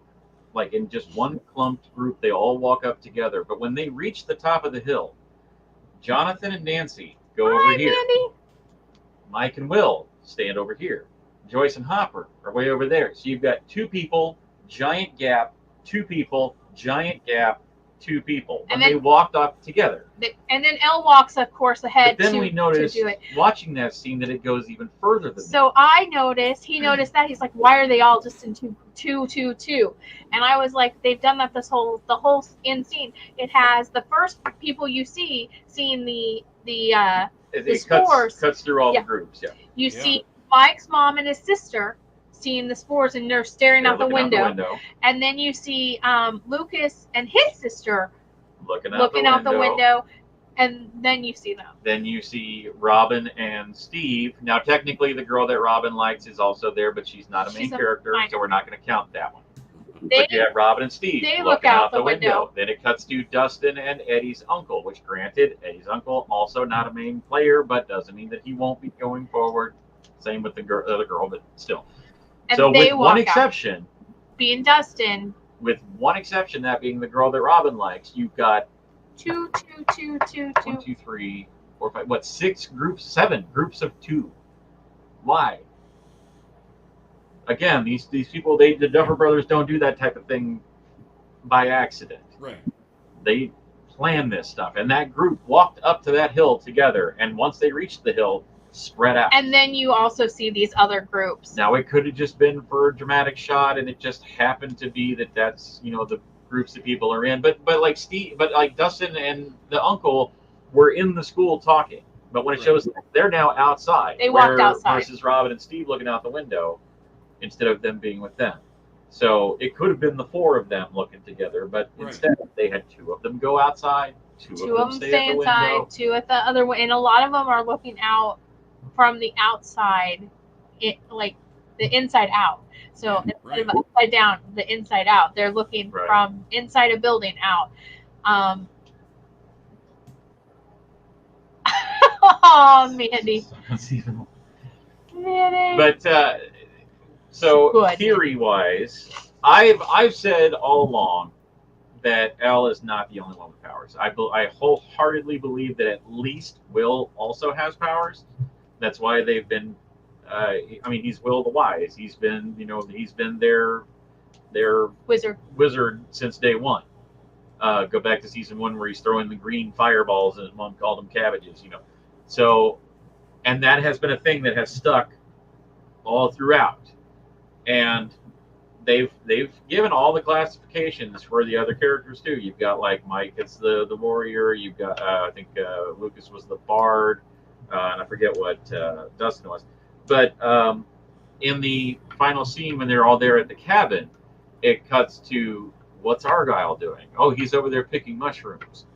Like, yes, that could just be a funny moment, something funny for Argyle to do so that he wouldn't be there with them when they all go to the hill. Or, again, going back to the Duffers do this type of thing on purpose all the time, it could very well be that mushrooms, psychedelics will be brought in to give them all the opportunity to lucid dream, in which because we already know that Vecna can attack in dreams like Freddy, so lucid dreaming, Elle can actually open up their abilities as well, and keeping with the whole Nightmare on Elm Street theme, we now have Dream Warriors. Right. Which we I wholeheartedly believe that's where we're going in season 1. Well, and not just Dream Warriors, but then if you go into the whole Star Wars thing, you have Luke.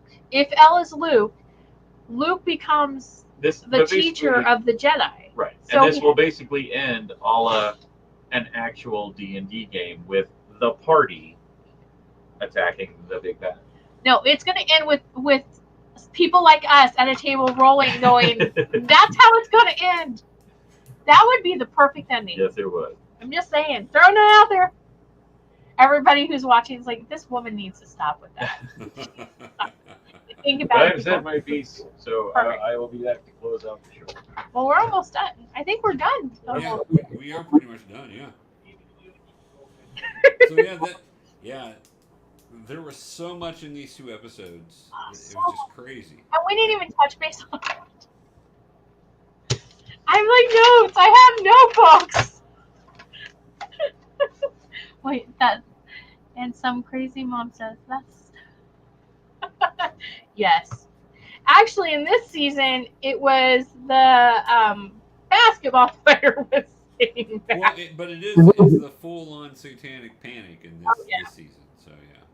Just so you guys know, if you guys want us to do like a breakdown of like previous seasons, I did start, and I have like 1, 2, 3, 4, 5, 6, 7 pages of notes on season 1. And all I did was find things that could maybe point to, they've said we know now Vecna's been in the Upside Down this whole time. So Vecna's been a big bad this whole time.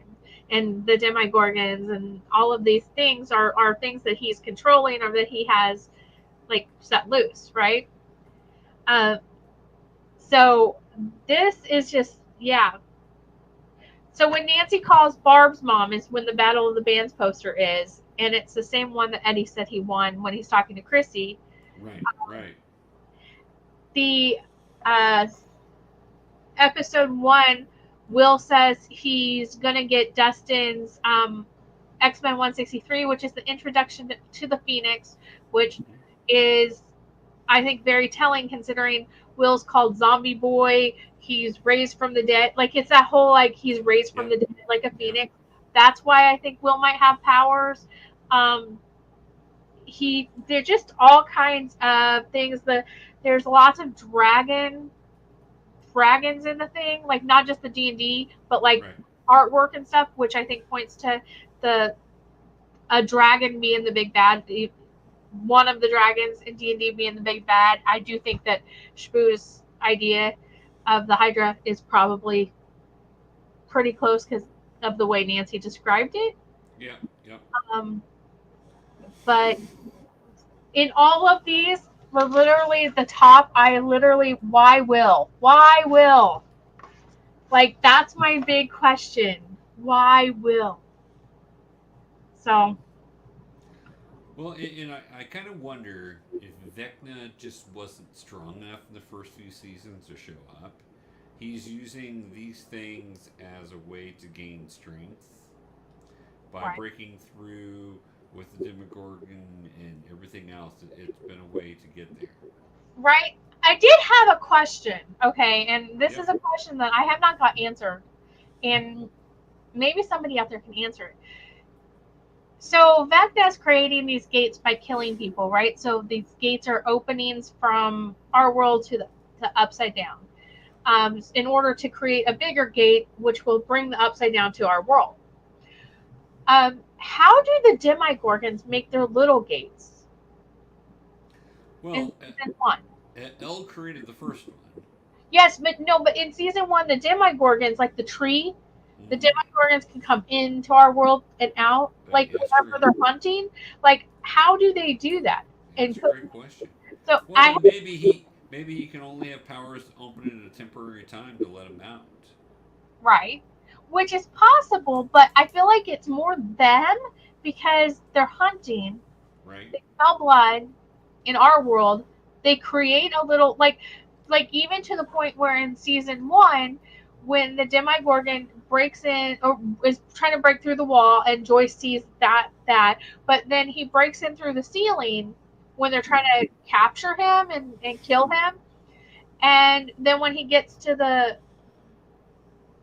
hallway, he disappears because he's created his own portal in and out. So I if anybody has the answer to that, please let me know, because it's been bothering me, because I've watched all these other episodes and all these other seasons, and I'm like, okay, and they talk about like creating these gates, and Elle created this gate, the first gate, and Elle created really the first gate when she sent Henry in. Right.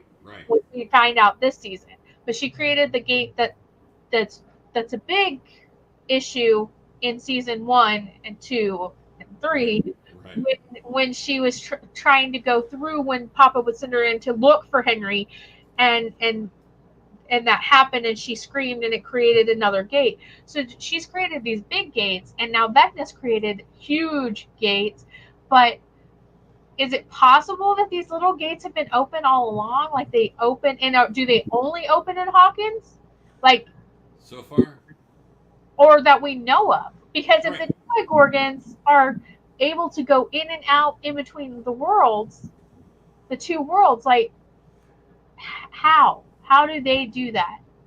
Well, and as I said, there could be some sort of opening in Russia. Right. Well, exactly. So we don't know, like, the extent of their powers in that aspect, but it felt like it almost felt like a loophole that they used in season 1 to make sense of what it was going on. But I don't think that these writers the Duffer Brothers, I don't think they do that. I think they have like an explanation for everything. So I would really like to know their explanation for how the Demogorgons have these little portals in season 1, but we never get these little gates. And I don't even call them gates. They're like little portals because they like open up for just a second and then they close back. Like, but they open enough for them to go in, hunt, and then come back. Well, it's because the Russians in season 3 were at the very end with him, and he passed out. They grabbed him. So, Yeah. but I always thought the same thing. Maybe they went through the portal into Russia. Through the Upside Down. Right, through the Upside Down, but there's not been any proof of that. We've not seen anything that would confirm that. We don't know of any other portals or gates in anywhere other than Hawkins. Right. None of them are showing. We have not seen or heard about them. But my theory is there has to be, and Professor and I've talked about this. He agrees that there probably is one. Or how did they get all those Demogorgons? Like, did they just happen to get a pregnant Demogorgon who had like little tadpoles, like Dustin found in season 2? Right. Possibly, but the likelihood of that is like super unlikely, I would think. Like, I would feel like that was a difficult thing to do. So I feel like they have to have a way of getting to the Upside Down as well. The barrier, for whatever reason, is very thin in Hawkins. Yeah. But I want to know how the Demogorgons got in and out. Well, see, after they get them all sealed here, that's when the breach in the Pacific Ocean opens up, and we you have to get some Jaegers to fight those guys. Right. Exactly. But yeah, and I did point out like just some things with Vecna.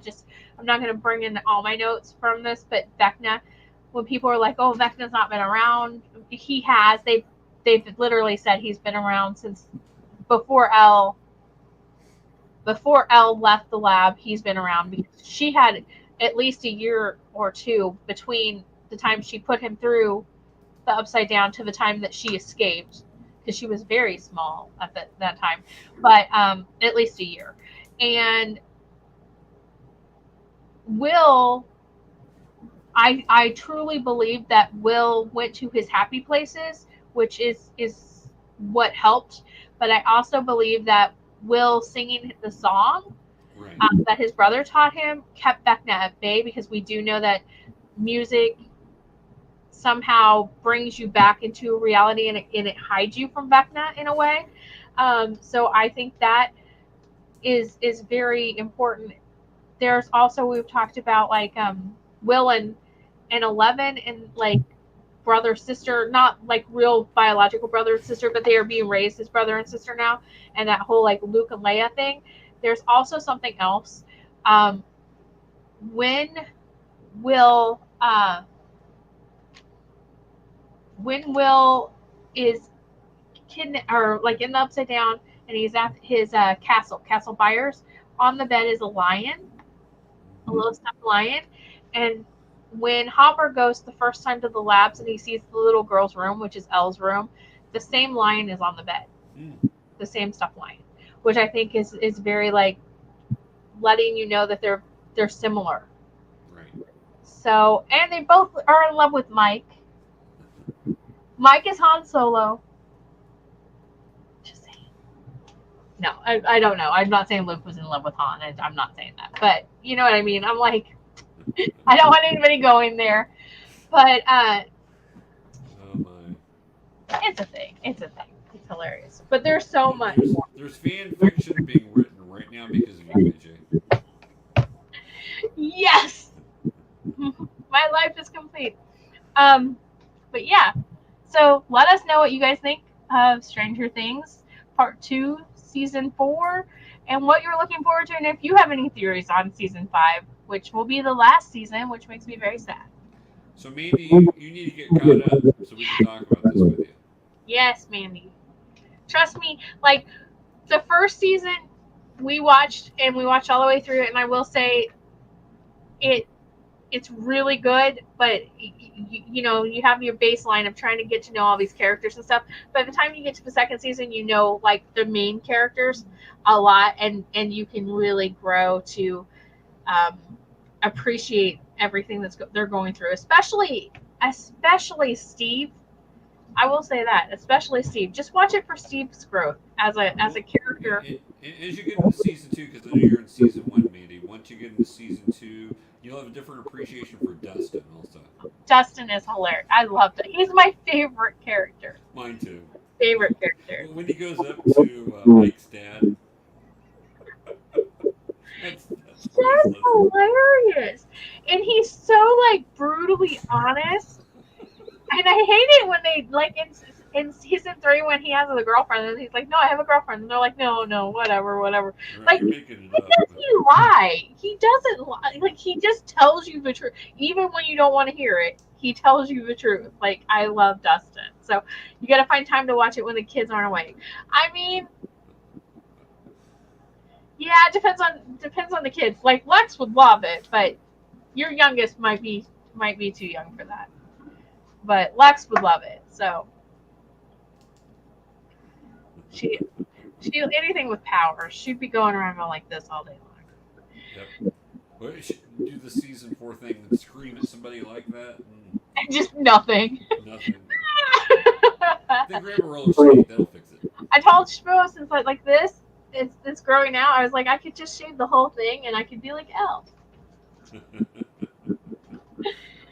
That did not go over well. You can get pictures together with both of you bald.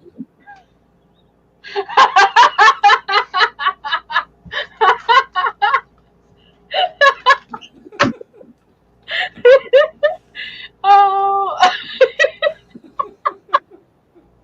I love my husband. He's so funny. Okay, guys. Well, waffles. Legos. What do you want to eat? Legos. Guys, if you enjoyed our video, I know we went a little over because we were talking about Stranger Things, and those episodes were really long. It's like talking about 2 separate movies because they were 2 separate movie lengths. So just the 2 episodes. So we will try to keep it shorter and more condensed for some of our other videos, but we don't promise anything because we like to talk. Well, I like to talk too. It's a terrible mix. But if you like what we do and you would like to hear more about all kinds of cool things from other people, we have some friends who do similar things, so you can check them out. We do have friends. We really do. Ooh, not many, but that's okay. Lots. We have lots. Everybody loves us, especially AJ. Everybody loves AJ. They do. But that's okay. I love my thumbs up. Okay, well, so we have some friends, and we're going to share some information on how you can find them, and go give them likes on their Facebook page, subscribe, hit like on their YouTube, all kinds of things. First up is the Ozpod Gals over at Ozpod Gals. They have a really good name because why make it difficult? They are from OzCon in West Plains, and they are on Thursdays on Facebook at 6 p.m. So much fun. Beautiful, wonderful, amazing, nerdy girls that you should check out and watch their videos, and make sure when you do, you hit subscribe, like, comment, all kinds of stuff, right? Yeah. And we actually went to have Chinese food in Springfield after getting the car today, and saw somebody wearing an OzCon t-shirt. That's awesome. From this year. I don't even know who it was, but whoever it was staring at me funny, probably because we got married at OzCon this year. Why did they look so familiar? Probably what it was. But yes. You should have walked in like walking in for the wedding there. But be sure to go check them out. We also have our friends over at Pop Culture Minefield, and that is Gary. I don't know where he goes. I don't. And they're on YouTube, Facebook, and they have all kinds of videos. I can't even keep up with all of their videos that they have and all their channels that they're doing on Pop Culture Minefield. They have a channel, but they have all kinds of like shows that they put on. And so go check them out. But hit subscribe because They are hilariously funny, really talented, and super knowledgeable, but they also happen to be not as PG as we are. So if you have little ones, put some headphones on while you're listening to them. We have our distinguished competition, as the professor calls them, and that is the Nerd Informants. I think it just popped up and went away. That's Tim and Josh over on YouTube and Facebook. Josh gets all kinds of great interviews with actors and actresses from all over, all kinds of genres. Be sure to check them out, and they will give you reviews on new movies. They do giveaways if you're in the Branson area. They give giveaways to movie tickets every time there's a new movie coming out. So be sure to hit subscribe on their YouTube and hit like on their Facebook. And if I always think that they would make really good cop buddy movie together. oh my gosh, they would. Tim and Josh. Wouldn't that just be awesome? We need to do that and get some of our filmmaking friends to make a cop buddy movie starring them, because I think that would Oh my god. Yeah. Tim and Josh, that would be hilarious. That would be, I think it's fun. But and you can have Josh say, "I'm getting too old for this." oh my, he is older than Tim. He is older. Yes. Josh has that, like, he's on the radio. He's a radio DJ here in Branson, and so he has that radio voice. It's like, He certainly does. That sexy radio voice. he does. He does. But what the Nerd Informants did is they also created a page just for us, just for like all nerdy people to post whatever you want. It's called Nerd Informants Beyond. Just make sure keep it PG, okay? Because they don't want to get kicked off of Facebook. However, other than that, you can post, like, if you have cool ideas, fun memes, some questions. If you want to talk about books, movies, video games, stuff, that's the place to go. Post your question, post your whatever you want to talk about, and other nerds and geeks from all over the world will help talk to you. It's a great place to find friends. It really is. It is. Then we have him. That is Scallywag Productions on YouTube, who has you did do a new video, right? I did. Since we did, yeah. I finally got my Oscon video up. Yay! Just got to get more new videos up. Well, we probably need to get that posted over at GeekyKOOL too. They're coming. Slowly but surely. To cross-pollinate some more. Yes. Well, be sure to hit subscribe on his YouTube channel, but he's also on Facebook, Instagram, and Twitter. He does a collectible of the day on Instagram. So all those really cool toys behind me, those are all his. I have some too, but they're in a different room. These are all his, and he will post his and mine. He takes pictures of my like collectibles as well, but you can check them out. He's got some great followers on Instagram through that, and likes and stuff. That's awesome. I always love it whenever if I post, like, say a NECA figure or something, and NECA actually likes the picture. I'm like, oh, they liked it. That's awesome. It's almost the same feeling that you get on your TikTok when you like the K-pop bands and they reply back for you. Oh, see, I'm not on TikTok. I was just joking. I have a TikTok, but I've never done anything with it. I think I've opened the app. You just have to post something about K-pop and you'll be fine. Be fine. Yeah, that works for me. Okay, guys. You could have your figures dance to a K-pop song. You probably would get a ton of subscribers. I thought about doing like whatever the big popular trends are on TikTok, like doing those trends, but like badly. Yeah. I thought about doing that. We can do that. We could probably do it. If we can do anything badly, it's doing it well that's hard. Yeah. But you guys, you've been watching our video either on our Facebook page or our YouTube channel. Be sure to hit like and subscribe wherever you are, but also check us out. We have our own website. And while you're out there on the internet, pop on over to www.GeekyKOOL.com, your one-stop shop for all things nerd. That it is. Do it. That it is. We have a couple more comments for Mandy real quick. All right. And I think that was talking about the OzCon shirt. Yeah. That's really cool. And it's still like frivolous facts. Do a frivolous fact of the day. That actually would be a fun. I've told him. But I can totally do that. you know how it is, Andy. You tell them, That and they don't. may very well become a thing. It should be a thing. I agree. Well, I'm Shmoo, and here's your frivolous fact for the day. that would work. My I'm name. Paul Harvey. Good day. Oh, And here's the rest of the story. Oh my gosh, we're gonna get like some kind of copyright now because Paul Hart. We were doing it as a tribute, okay? We were not. Okay.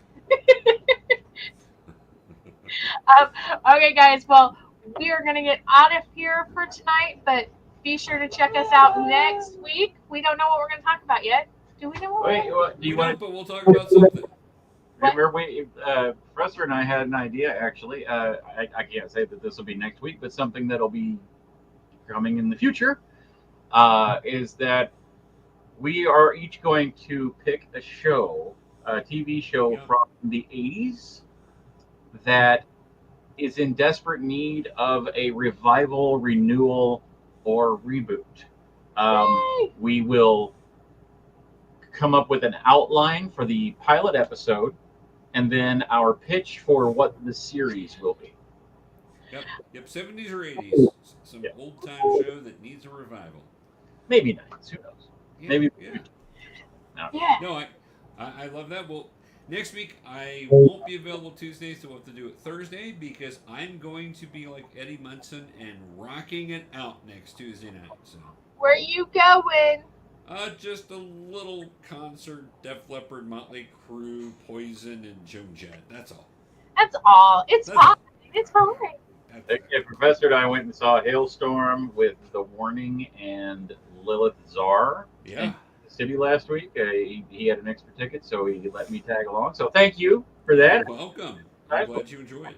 It was a very awesome show, and when The Warning played second, and I looked over at him afterwards, I'm like, we can go home now, and I'd be totally happy. That was one of the best shows. I'm obsessed with them. He's obsessed with them now. He's watching like all their videos. And they're sisters from Mexico. They are 20, 18, and 15 years old, and they are phenomenal. They are phenomenal. I agree. Look them up. Look them up. The Warning. Yep, The Warning. Hailstorm, of course, was amazing as always. Always, of course. Well, Professor, you enjoy your 80s rock out. And we'll be back on Thursday then. We'll be back on Thursday next week. We will come up with a plan and let you guys know what we're doing so you can be prepared to join us because there's a lot of cool stuff going on out there. So until next week, stay geeky and we'll see you all later. Bye, guys.